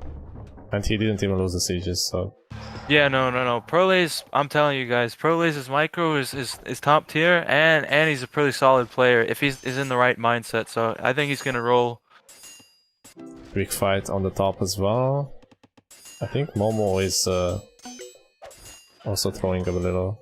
I'm not sure if he saw Jatin's army coming, maybe it was an ambush. Yeah, the Despot doesn't have craft, so it was probably an ambush. And he was caught off completely off guard by this. He lost all his army here. Wait, who's Momo's ally? Flames? Oh. Flames has just been booming all this time, and he has a sick knowledge income, but I'm not sure. Like, Commerce too, at this stage of the game, feels a bit too greedy. Like, especially if your ally is rushing, so like you have to help him out somehow. And if you notice in the chat, Momo said I was ambushed by 97, and then Flames responds with bad split. Yeah, like if you are going to go aggressive, you have to build towards each other, I think. And pressure from that one point. And now I think Meowz is really in trouble. They just noticed in the chat, I think whoever white is, Woojin or Bob, he just said he can't hold Japan due to all the rares. Yeah. Which is true. The eco difference is pretty massive between the players, and yeah, I mean the army is also much better for Japs. He could also H3 if he saves some food. This pressure doesn't have to kill white, because white is nowhere near H3.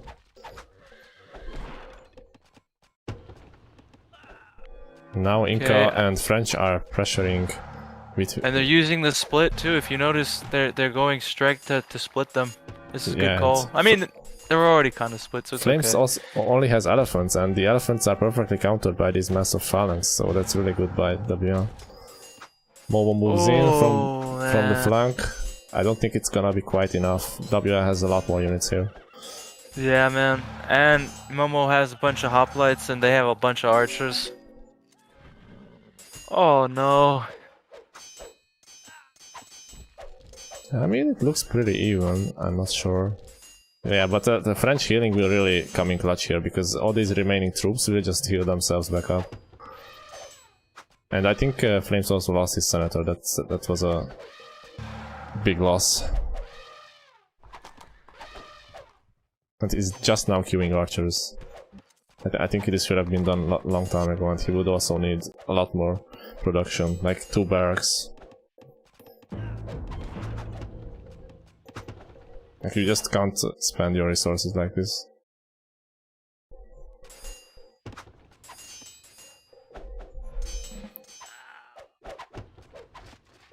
Yeah, this feels pretty over, to be honest. I haven't paid much attention to what's been going on between Koreans and Russians. Seems like a stalemate position, which would favor the senator player. Yeah, he's at 150 food. Both are pulling militia.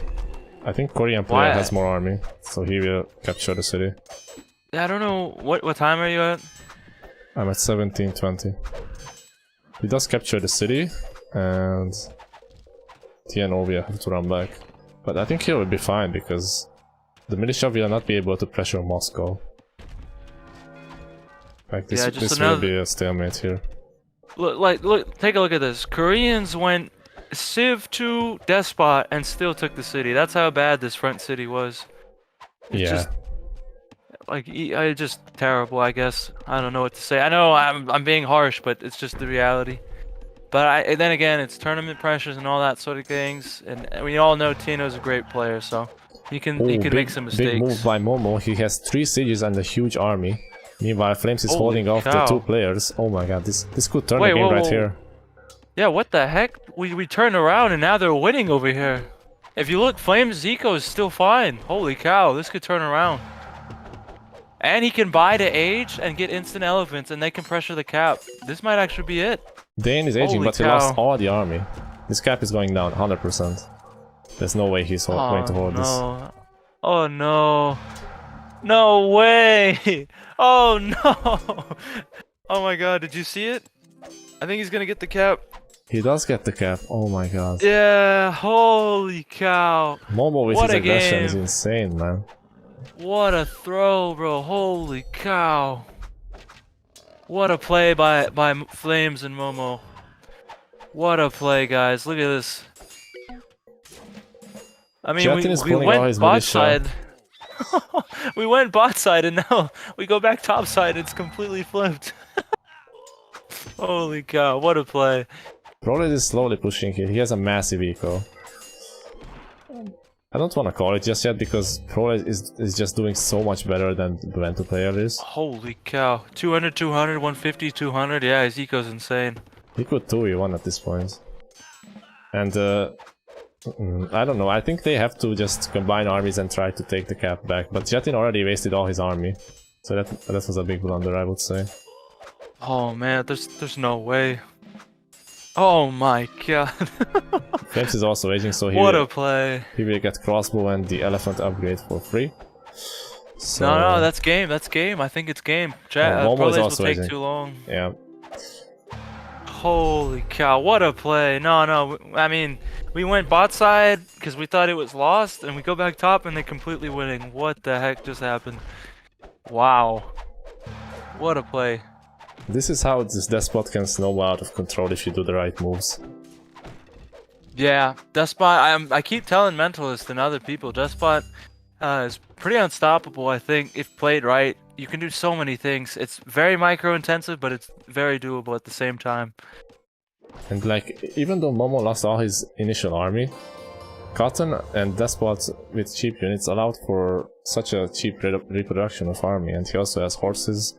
Also, Obsidian Arrows gives better attack for the archers. Oh, yeah, and they're not sparing any mercy. They're going straight for Versailles. They're going straight for Jatin's cap now, too.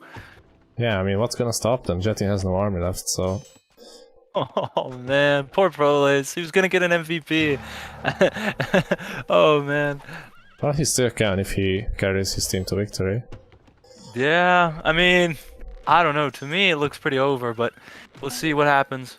Tieno seems to be holding on the bottom side. He's aging, so I think he should be fine. Well, a lot of Wujin's army is decoys. And I would prefer Russians' army in H3 over Koreans. Not sure what Russians are very strong in H3. Those light horses, you can do so much work with micro. Yeah. Yeah, I think this will just snowball out of control. Jetin's cap is gonna go down. Proles, okay, he's rotating around, so that's good, but I don't think his army is big enough yet to hold. Yellow went in, but purple is just in time. Yeah. Tieno will be fine here, I would say. At he least better for now. be. Yeah, there's no way he should lose this. And I don't know why he's not using salt. You could just send a salt. Now the combined armies of Inca and Japanese are here. They are in time, but will they... Oh, wow! Will they be enough? It seems that they might. Yeah, Momo didn't have the knight upgrade in yet, so they couldn't take this fight. Yeah, oh, wait, guys, maybe we called it too early, yeah. This is a good play by Proles. Maybe he will get an MVP. Dane did go for H3, but he doesn't have res for Forbidden City, so I think he will just die. Like that, I don't think they can capture this city back. It's already repaired to pretty much full health. Yeah, but like you said, I think Proles can 1v2 for a while. Yeah, I think he will also be the first one to H4. Or maybe not. Flames has the highest knowledge income, and he's building gardens. Holy cow. Yeah, this is a fun game. We don't know who's gonna win, boys. This is gonna be a good one. Yep. It feels like there's still a long way to go in this game. Even though one player will be eliminated. Yeah, because I think the right play is Tino needs to go all in 3. He needs to kill, bro. Yeah, but against Koreans, I don't know. I think he It's has hard. to rotate over to the Bantu side and kill there. Oh yeah, go there. The only issue is his cap's in the front, so he can't really move. Well, he can move it. I think he doesn't have a Senate, so... yeah, but he would probably need a castle behind to really secure that position. But I don't think Koreans will let him leave here. Exactly. That was my main point. And then if you look, Korean's army's pretty. It's a pretty good army if you look at it. But then again, it's senator, so you don't need that much. Oh, look topside, look topside. They're going for it. Militia's pulled. Indeed. Oh man. Going in for Bantu the cap. militia, bro. He's not moving the cap, even though the Senate is not there. Why didn't he move it? I think it just got deleted. I think it just got deleted, that's why. Oh, he did lose it, guys. Oh, wow. Cap does go down. No. Oh my god. Excellent pull from White, bro. Bantu militia can go anywhere, bro, so that was a wonderful play. Yep, those couple of units really made the big difference on this side. 100%, man. Wow. And Prolaze's main army is not even there. He's pushing the Bantu player, but Bantu player doesn't really care that much. Oh yeah, Bantu Free City, you can move that thing forever. Especially if you run sieges with where the Senate is. I think they should have waited until Jetin can move his cap back, at least. Yeah, now it's really over. Oh man, GG's cold. Flames is even building Forbidden City to make sure that Jetin cannot. Yeah, what a game. Momo says he had to carry again. What a clutch play by him. Unbelievable. How he turned this game around with one move again. Perfect, man. I don't know. Momo's playing out of his mind. This is top level play, bro. This is top 10 play, bro. This is wrong, bro. This is perfect. Wow. Okay. I don't know, Dave. I think MVP's pretty obvious again. For me, it's Momo, but I know you get the vote. So what do you say? Yeah, but I have to agree. Like, one move completely changed the game, even though they had the weaker setup for the long term. And they were even struggling to make the aggression happen in the first place because they were split and Momo got doubled early on. And he made the move at the perfect time because Dane was just aging up. Man. Yeah, I don't know. Fatabi was struggling, but then they subbed it in for Dane, and I don't know. I have to rewatch the replay, man. That was just the perfect play from Despot Japan. Yep. They can reinforce so much army with cotton. It's pretty crazy. And Momo made sure to have double balance, double stable. Yep, 2-2. Production's key, man. Gotta keep it on infinite Q, boys. Always keep it on infinite Q. Koreans are ambushing, but I think he's just running into his death. Like, Russian army is so much stronger. Yeah, and Russian's using militia too. Yeah, he will destroy this army, no problem. You know, although he did give away 2 sieges for free, the season of giving.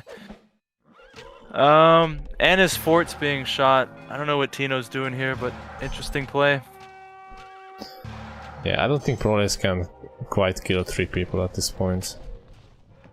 Oh, man. Do you mind if we fast forward this? Yeah, we go ahead. We go ahead. I think it's GG. Yeah, I mean, Colossus is even going down, GG. Okay. Yeah, they called it. 26 minutes. Wow, what a game, boys. What a game. Holy oh boy. Cow. I'm lost for words, seriously. Yeah, what a play from Momo. Momo was playing out of his mind, man. Very well done by Momo. And then, I don't know, I mean, it wasn't like Flames' Elephants did too much. They did raid, but still, man. French, and then Inca, how do you not have an army to stop that? It's just very strange. Very strange. Very well done by Momo, man. Excellent play. I don't know, they might have stopped producing army. They thought they have this side since they captured the City of Flames. Oh, yeah, that could be it, man. Maybe they got too comfortable. I wasn't quite paying attention because I think we were discussing the bottom side at that time, but I can imagine that happening. You and I both said, oh, they're fine over here. They're gonna be H3. It'll be fine. Then we look back and they're just completely dead. Yeah. Wow. Holy cow. And wow, yeah, and then they had worse rares too. It just shows to show you guys the right macro play will win you the game, guys. Because like I know a lot of inters and high inters love to boom and they think it's the safest way, but these guys, he just went despot Japan and went all out and made the right call, made the right play, and then that's how you win a game. They're just the perfect macro. I just very well done to Momo. Yeah, like the best players will know when to strike. They see the opportunity and they take it. Yeah, that was a masterclass game. Very well done. All right, so now if we go, I think it's match point then. 2-1 for Meowz. I think both our predictions should be right then. 3-1 if they win this game. Indeed. I'm curious to see the home map next. But before we jump into the next game, we do need 2 to 3 minutes, and we'll be right back, guys.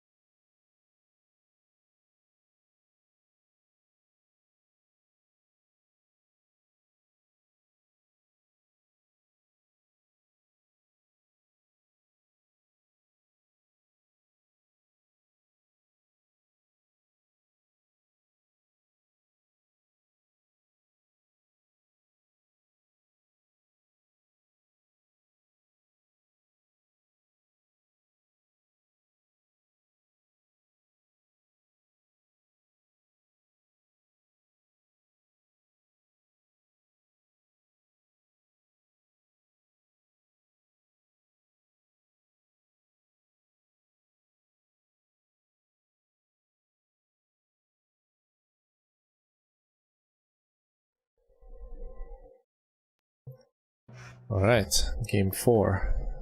Let's go.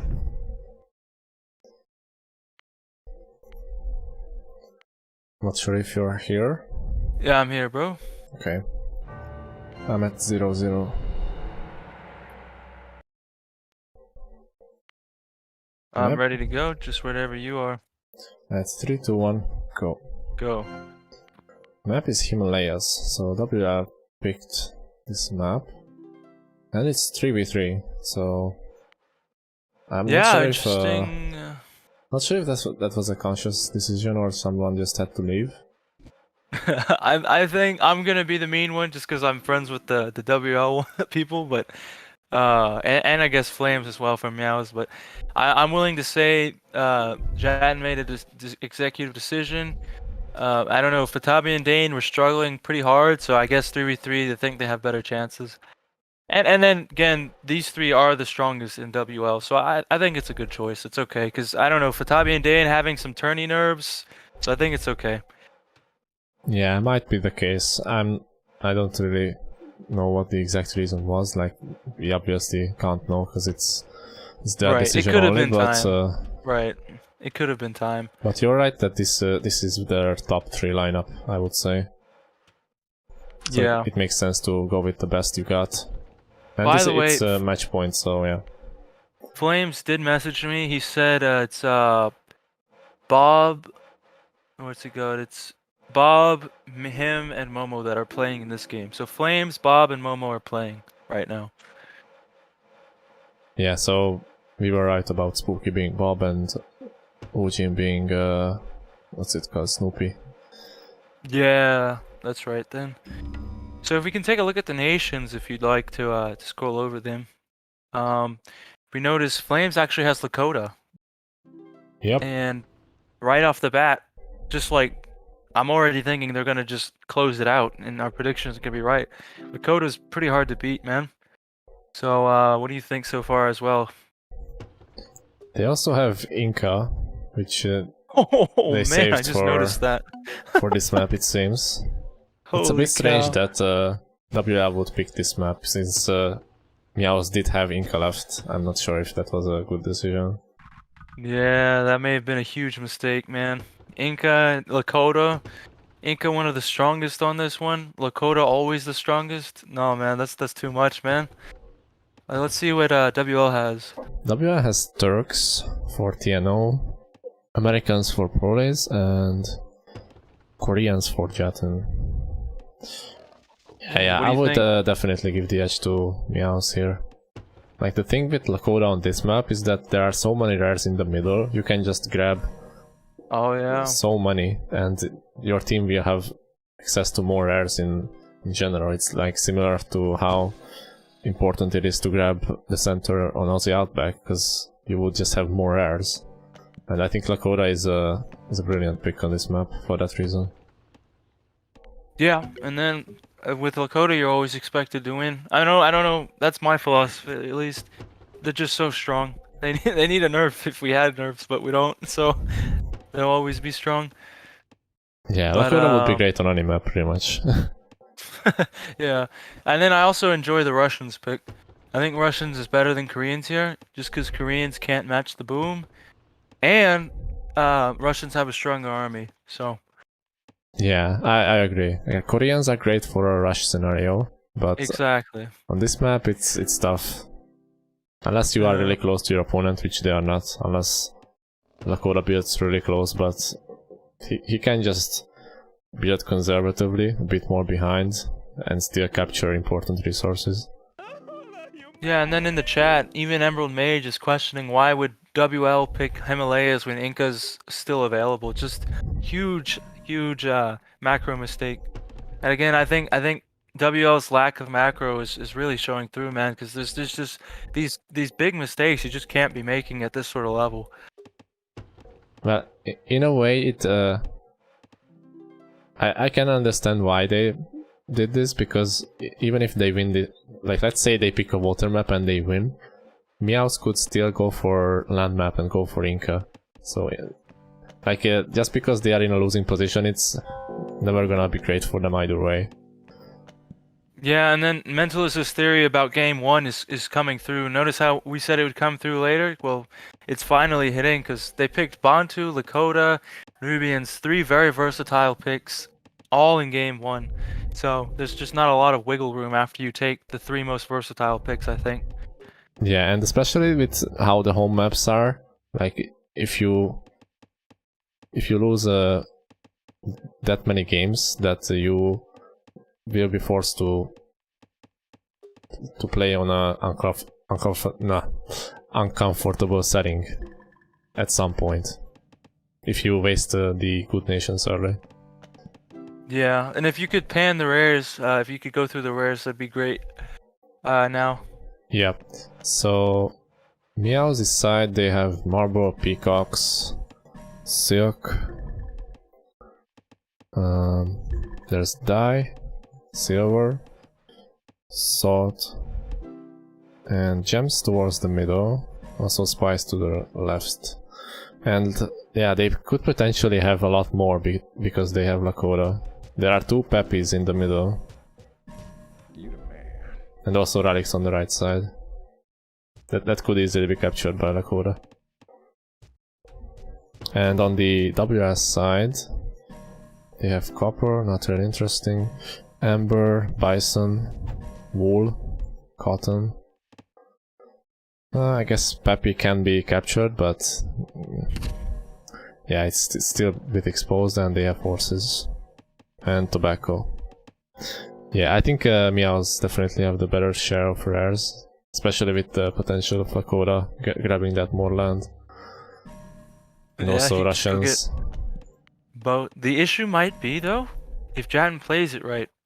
If Lakota gets too close, Jatten could just rush. But I don't know, it seems the border push will prevent Lakota from coming too close. The only way he would have been too close if Lakota built before the second city of Jatten. So Yeah. I think he'll be fine. I think this is a good city position for Flames.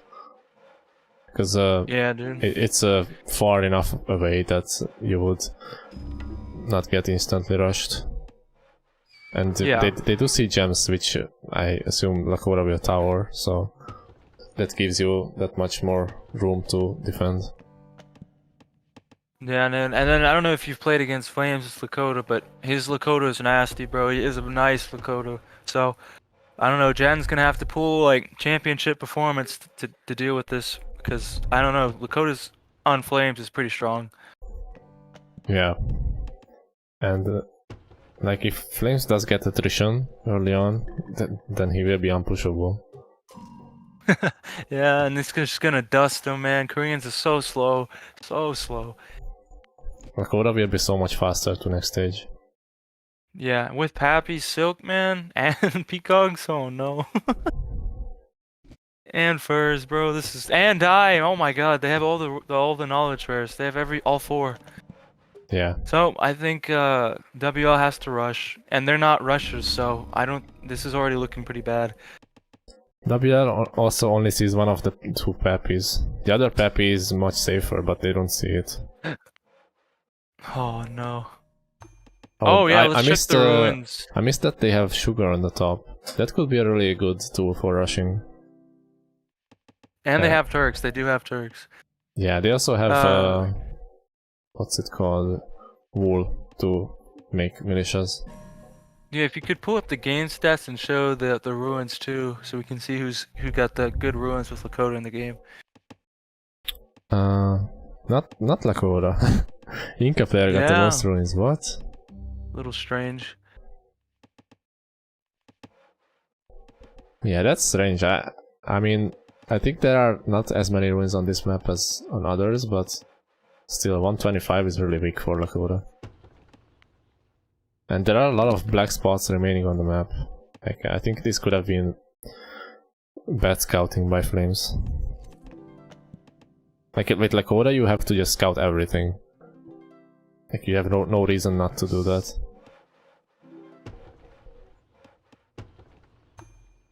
Diamonds is pretty crucial. I like Prole's city position here because it does cover diamonds.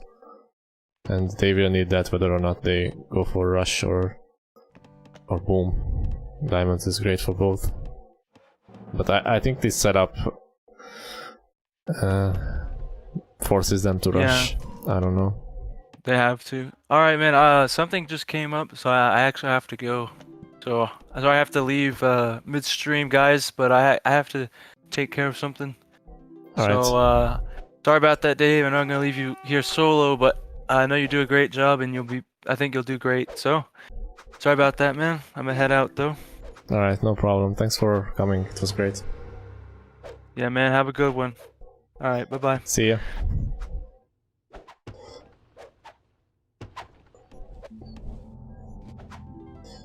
Alright, so Proles has gone for Hanging Gardens.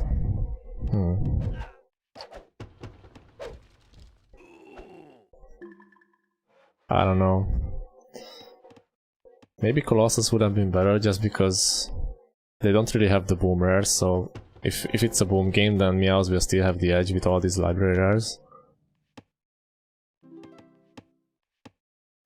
Yeah, and if Inca gets Colossus, then it's gonna be really tough. I'm actually surprised that Lakota is not up yet.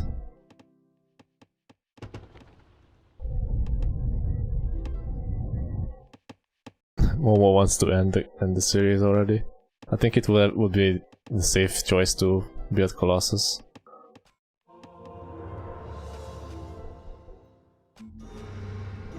Yeah, he does go for it.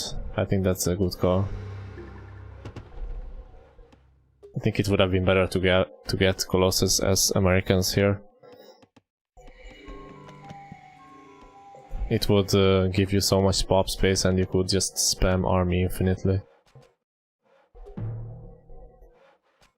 Hanging Gardens is a wonder to race for H4, but I don't think WH would be racing for H4 here. I don't know, we'll see. But like without a single library rare, this is not gonna be easy. Turks are also against Russians. I don't think they will be able to really make a difference in H2. It will have to be H3 aggression. And Inca has been pretty much untouched all this time. They will have an insane eco once the Colossus finishes.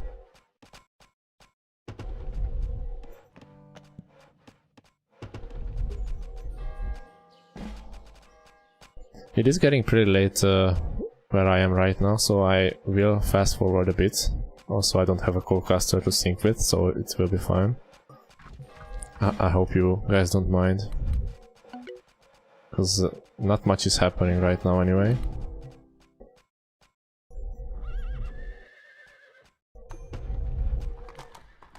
I think everyone is just booming right now.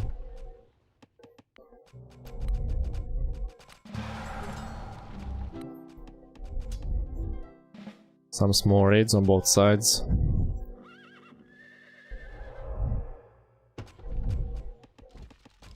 Yeah, Flames is doing a good job with his light cap, because you need your own light cap to counter them. And Lakota will always have more food for them.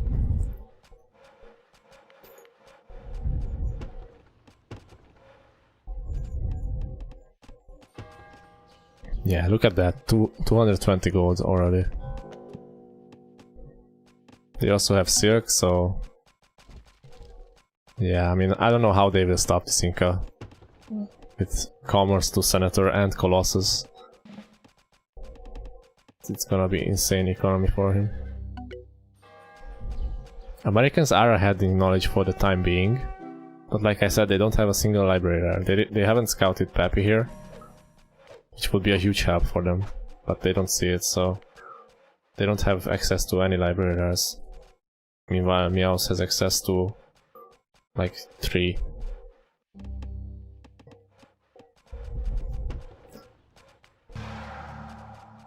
Yeah, this is lucky for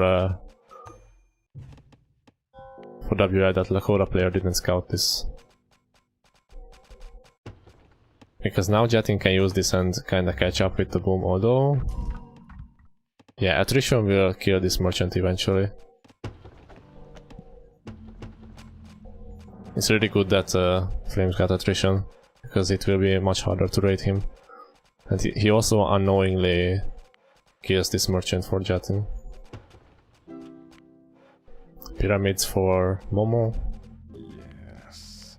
And TNO is racing for it. They don't see tobacco either. Oh my god.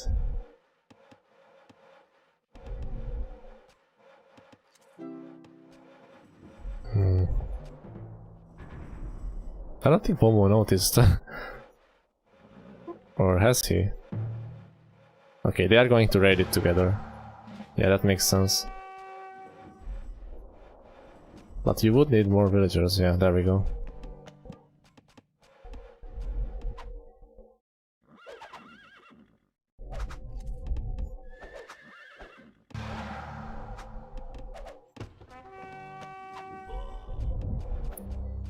Yeah, Momo will finish this for sure.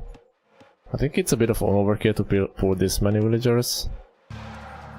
Because it's not really in danger anymore, but I guess he wants to play it safe.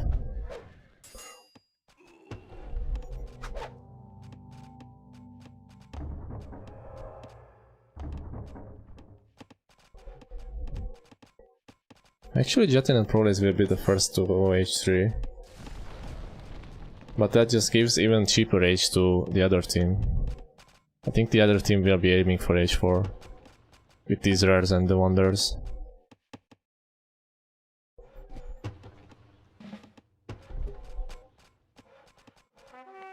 This will be an uphill battle for WL.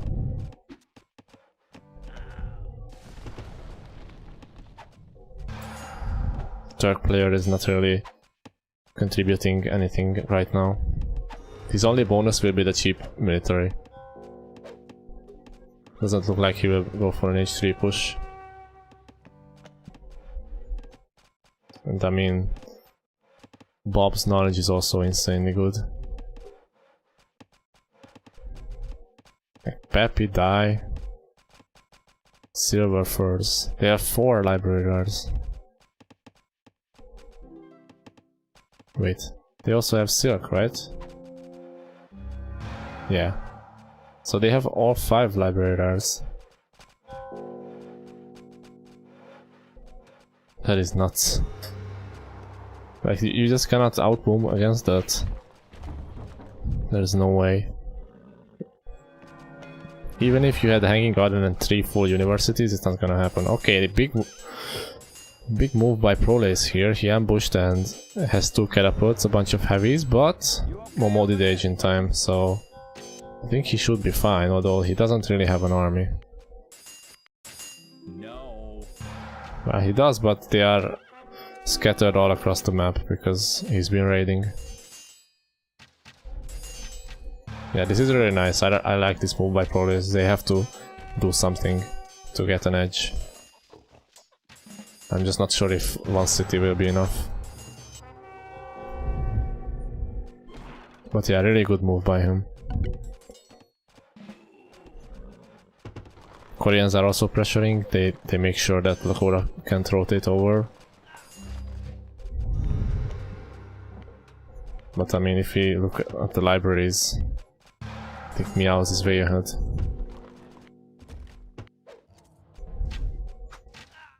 It's a bit strange that Turk player didn't supply the siege. I would have expected a coordinated attack, but I guess this also works.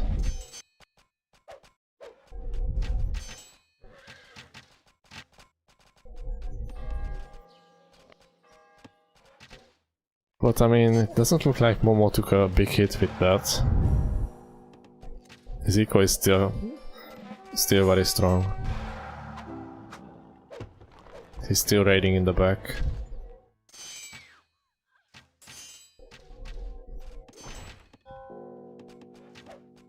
This senator might die.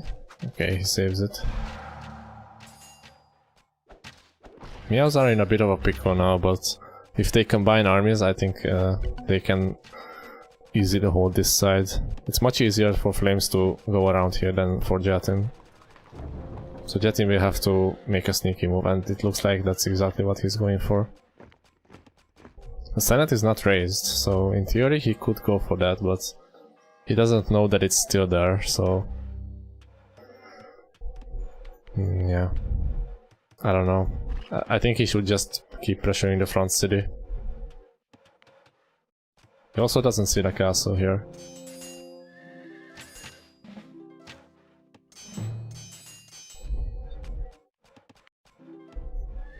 Meowz is very close to H4.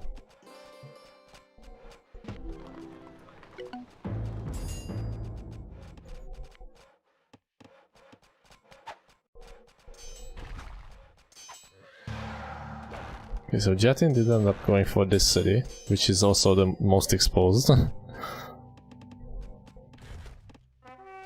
The cap is also open, but like I said, he doesn't know that the Senate is still there. He just doesn't really have the army to combat Lakota. Yeah, it's pretty insane how one side got all 5 library rares here. I feel really bad for WL.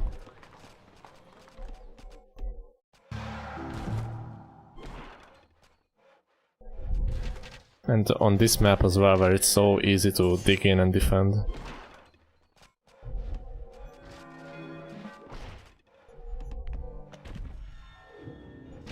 Looks like probably this is the closest to H4. bo5 has a lot of spies here. It's really good because WL doesn't have any scouts around. So they will be able to push this back. Yeah, I mean it feels pretty over. There's just no way that WL can match the H times.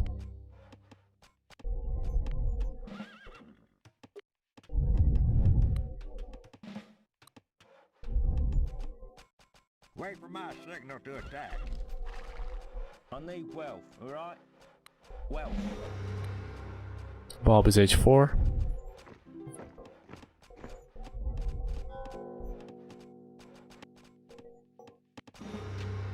Momo will soon be H4 as well.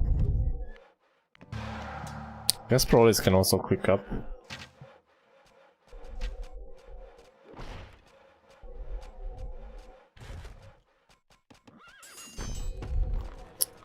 Yeah, I just don't see how they can win though.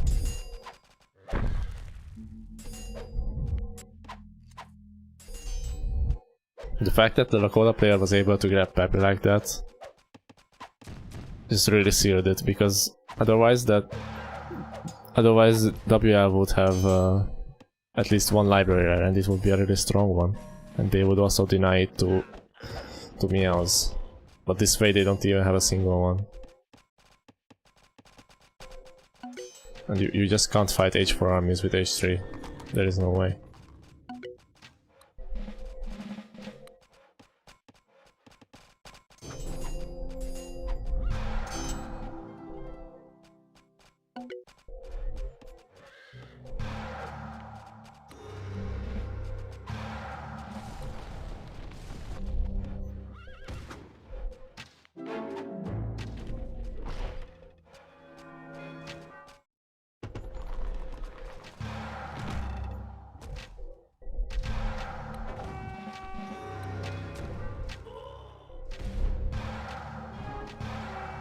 Monarch hits just in time, but there's a red fort here to retreat. They should just back up a little bit, and they would be safe. This is unnecessary to take the fight like this. Although I guess it's still hitting, so it's okay. On this side it seems completely over.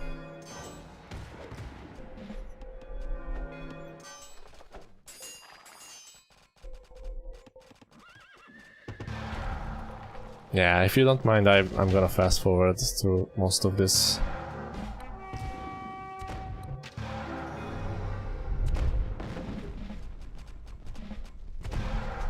It's really unfortunate that the decider game ended up so imbalanced in terms of rares. But then again, it was also due to the Lakota pick for Meowz.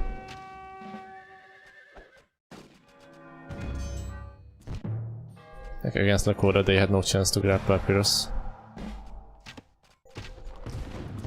If WI had Pappy and Meowz didn't, then I would see them matching the H times, or at least be competitive to H4. But this way, there's no chance. Like Americans with Gardens were still later to H4 than Russians.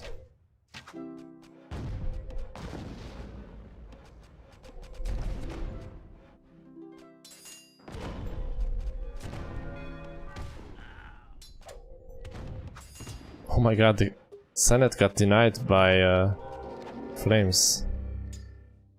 What a move. Jetin would have survived a bit longer, but this way he couldn't move his cap, so it's no way. And he already captured Forbidden City as well. Big battle between the 4 players here. Everybody's H4. But it seems that Meowz have the armor advantage. Looks pretty even. I'm not sure who is winning. I think Meowz is winning this.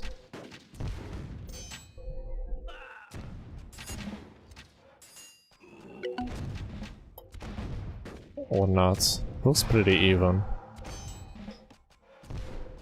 Which means Meowz will win because Flames already won his side.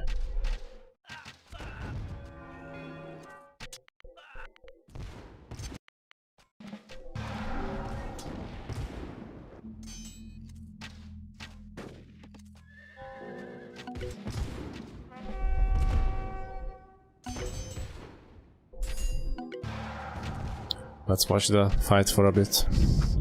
Yes.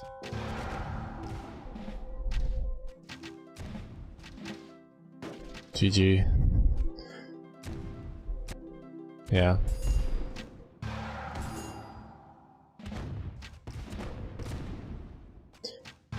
I think the Mesa game was the deciding factor. Yeah, Tieno said that they didn't take their chances, and I would agree to an extent. They had the better setup on Mesa, You man. but the deciding move by Momo completely turned the game around.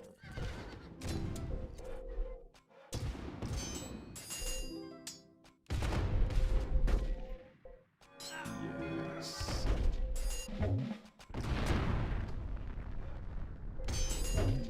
Yes. I really liked to see this kind of sportsmanship from teams. It's really wholesome. Alright, that puts an end to this series. With that, Meowz wins 3-1, which means our prediction was correct. And with that, Meowz does take 20% of the prize pool, which would equate to $240. So, congrats to Meowz, they played well. And I also love to see WL.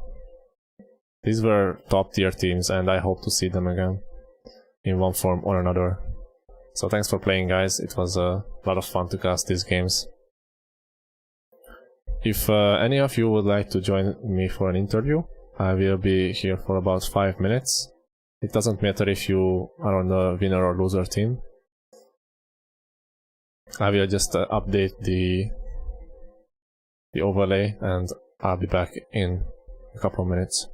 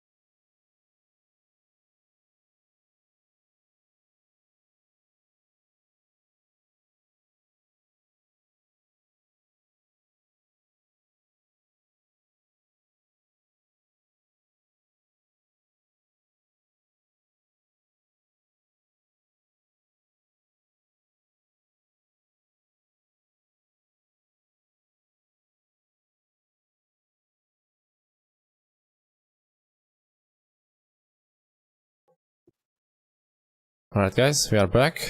I have Prolate and TNO here with me. Hey guys.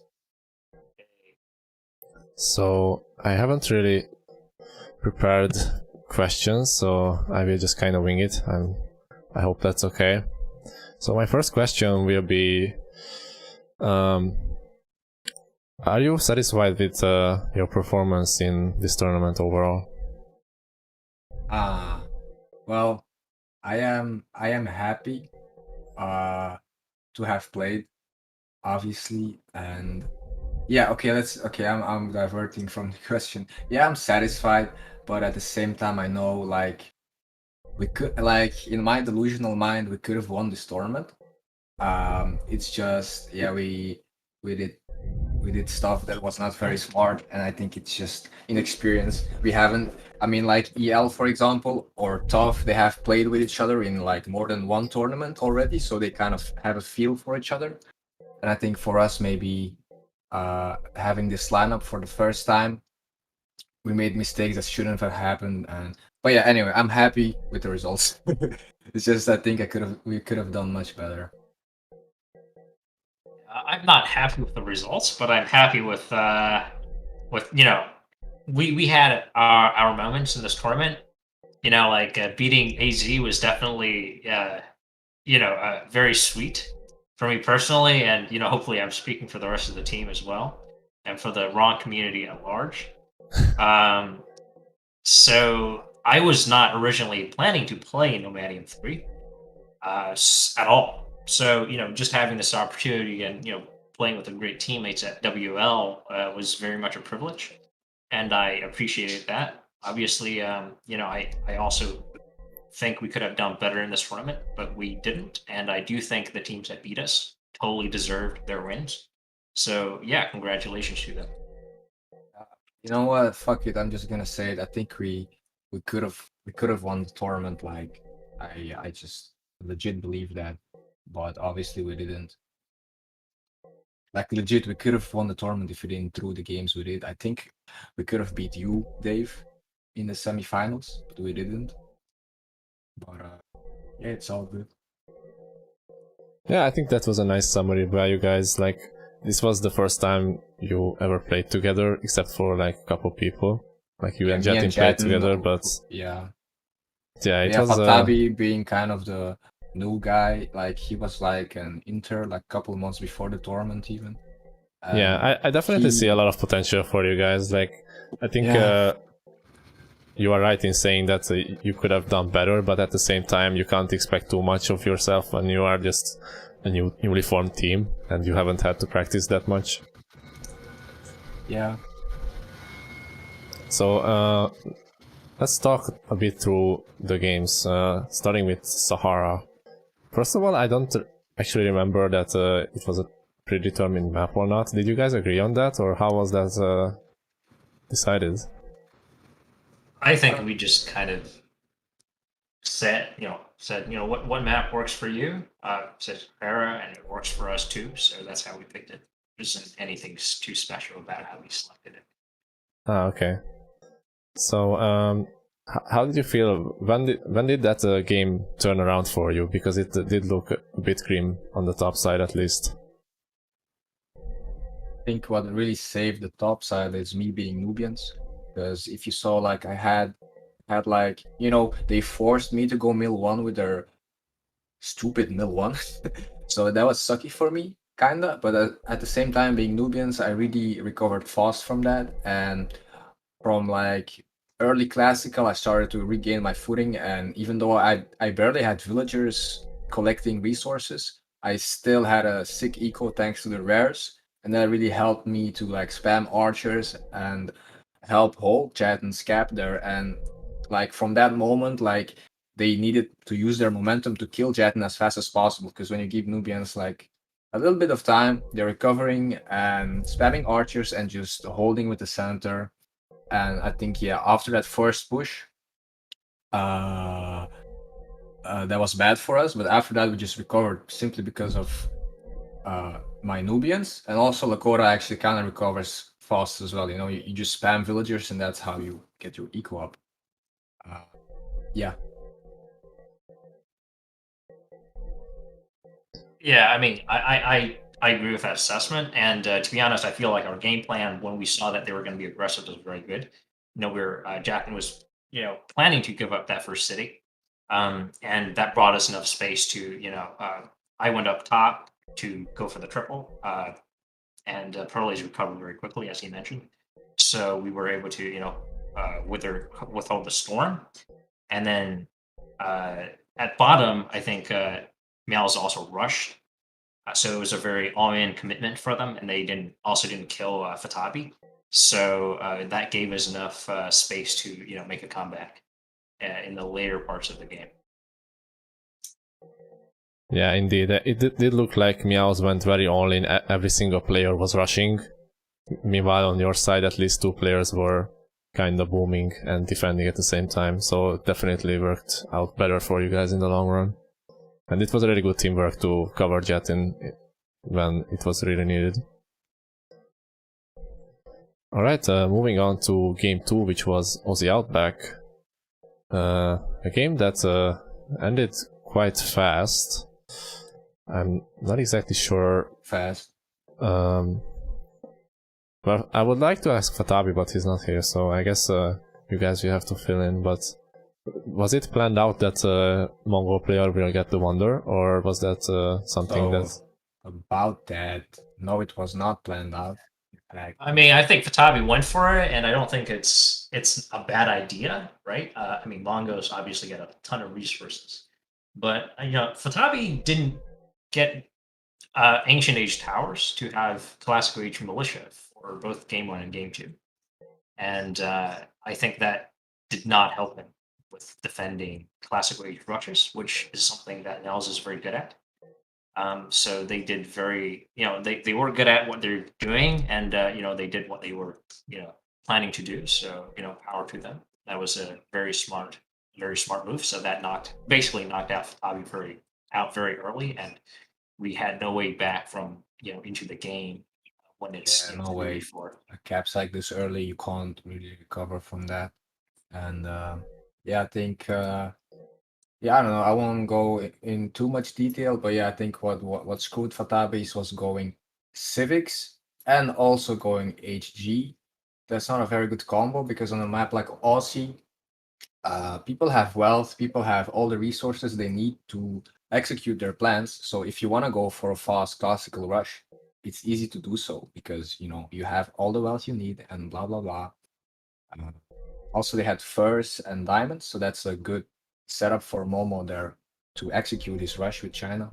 And my point being is, if you're going for HG there, I think it's better to skip Civics at least, so your speed will be much greater, and with that extra speed you might have the chance to scout your enemy's plans, if you get what I'm saying. But anyway, I think we had super great rares as well, and I felt like that game I was gonna really shine because with China I had Pappy, I had what was it, Silk, we had Silver Relics, so Peacocks. We had I think also our side, me and Tino, we would have won even though he lost the city there, just because both Flames and the Nubians guy, I think it was Wujin, they were stuck on Despot, and I was already age 3 very early, and I could hold my own there and help out Tino. But that's just my from my perspective how I see that game.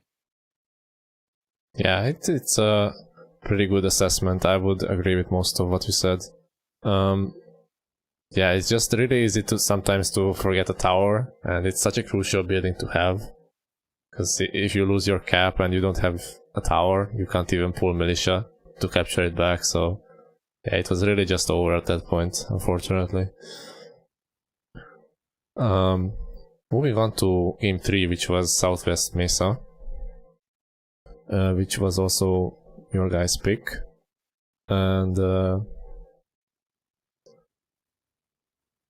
yeah, it was a strange one, I must say.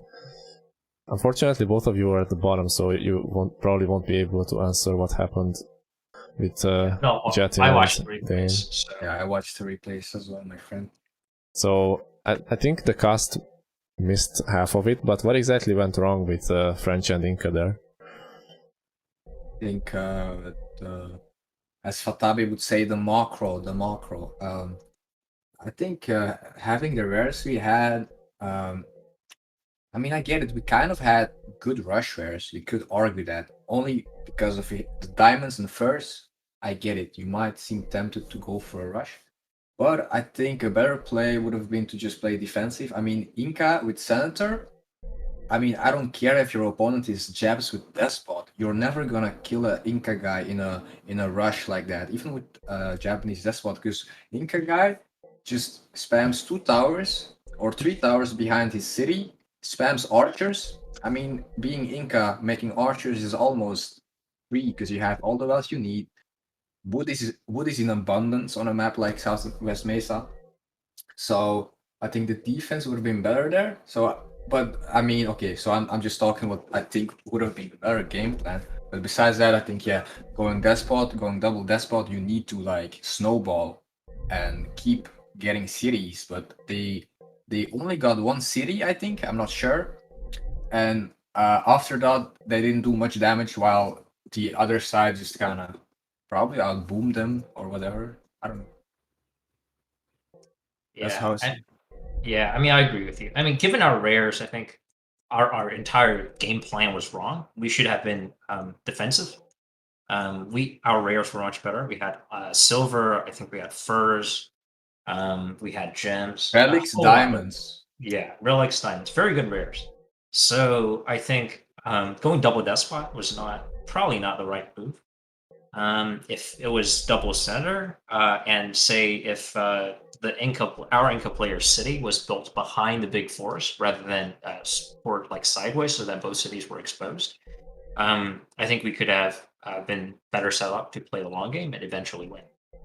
But if you go despot, you need to pressure from early classical just so that the opponent can't get his eco up to 150.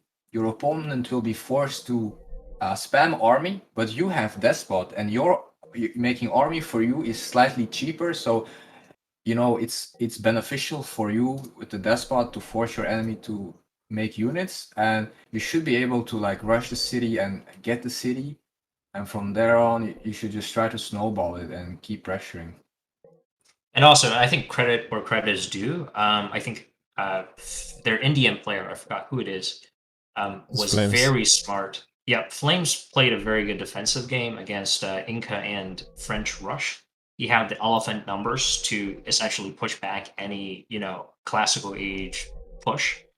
And then their Japanese player had that was a stroke of genius, put all his militia to rush the Inca capital while the Inca and French armies were out of position. That was very smart. So, they played really well. They took advantage, and, they deserved the win. And also, yeah, like elephants with Senator healing are indestructible in defense, basically. So that's a tough one to crack, even if you're French despot. I have like a small insight. Like I remember Jaden was initially planning to go Indians, and it was like 5 seconds till countdown, and then he canceled and he went French. I think Indians would have been a better pick, but yeah, I mean, doesn't matter. Yeah, No. it also helped a lot for Meowz that the captured city was basically a buffer. There was no eco there for Flames. Yeah. At least I think that's what happened. So like the push didn't do quite enough damage to justify the double despot in the end. Yeah, absolutely. I think maybe it would have been smarter to go for the Japs player instead, perhaps, since he was isolated given the map position.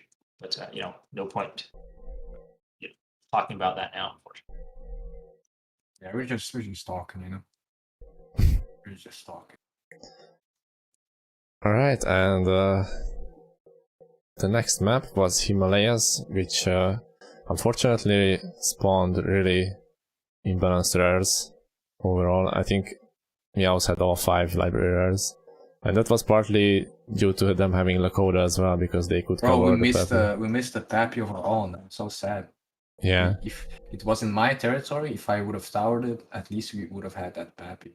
That yeah. was Peppy kind would at least allow to compete for H4, but without Yeah. any libraries, it's really bad. Yeah. So, do you think you could have done anything to win that game, or was it just completely hopeless? I think my push was kind of the best thing we could do on my side. I think what I could have done better is keep pushing hard in medieval, because my army was at that point was like twice the size of Momo's army. But shit, man, I was pop capped and I had my scout in the queue, but I was pop capped. Scout never made it. And those spies really wrecked my momentum there. I had to fall back, and after that, I was like, oh well, maybe I can make it gunpowder slightly before them and try to, do some damage. But nah, they obviously aged first, and I admit my mistake there was not realizing like not age before them. So I should have committed to the medieval I fighting. think we need an entirely different setup to actually win that game. I think going Americans would be too slow. Would probably need something like Iroquois, which I think we still had. We still had Iroquois. Yeah, to really put on the pressure in the early game. But they had a lot of things going for them as well. Russians was on the flank rather than pocket, so there was no real. I can't pull militia against Russia, obviously. Yeah. So, By the way, their nation picks were super good. That map, like on a map like Himalayas, you basically can't attack Russia. Like basically, Russia gets free boom. Lakota can grab rares, obviously, and still kind of a free boom for them because I don't know. And Inca in the pocket, I don't know. It was just a super great nation pick. we had maybe like a 10% chance if we had the perfect setup and knew everything in advance. But obviously, we couldn't. So, but not to take it away from Meowz's performance, they did exactly what they needed to do. They didn't, do anything risky. They took advantage fully of their rare advantage. In comparison to us, we had rare advantages in this best of 5 series, and we never took advantage. So, sometimes when the opportunity arises, you gotta seize it by its cuff, right? And Meowz did that every game while we didn't. So, that's why we lost, and they won.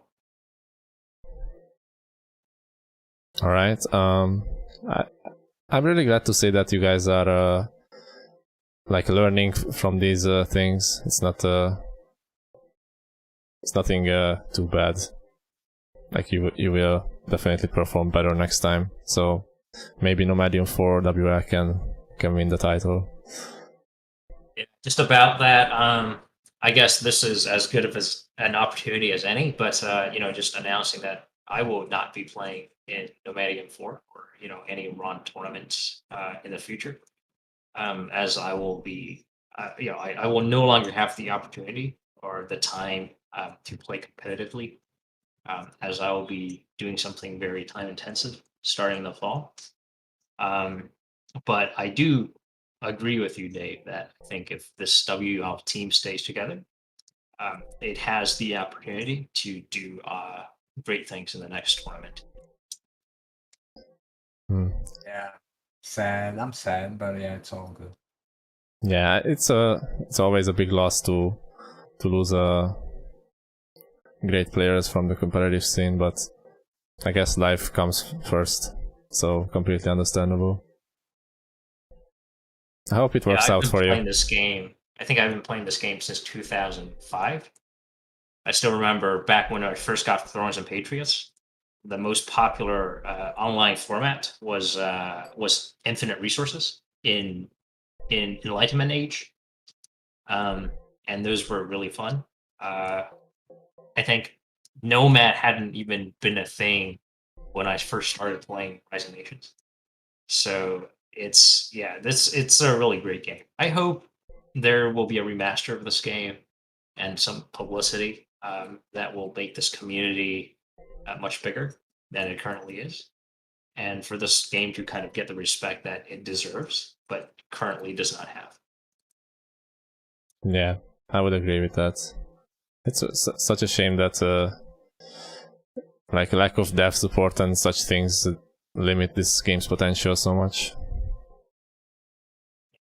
But I'm actually really glad. I mean, given Rise of I think Rise of Patience has really given it a lot more exposure, and we have a lot of people making content for this game. For example, we have this channel. Obviously, I think Meowz has his own channel. There's the AS Clan, and Dave, you do like really helpful tutorial videos for this game. I think if this continues, we could get more new people into the community, and I definitely feel like in the past couple of years we've had a lot more new people playing this game. So that's always very good to see. Yeah, it does feel like we are on the same path as AoE 2 was, just a couple of years behind. Because in the past, AoE 2 was struggling with same issues pretty much. Like before HD came out, it was just AOC, and there were only a few streamers here and there, but nothing too big. And nowadays, it's like everyone is streaming pretty much, and there is a lot of support for the game too. So yeah, maybe someday. I cannot wait for the Dave versus Linky final for Red Bull, whatever you want to call it, in a few years. That would be awesome. Yep. All right. I think that's it from me, unless any more questions arise from the audience. I think there weren't any, so I will have to head to bed, but this was a really fun cast, and thanks for joining me, guys. Hope you have a good one. Yep, thank you, man. Yep, thanks. All right, bye-bye.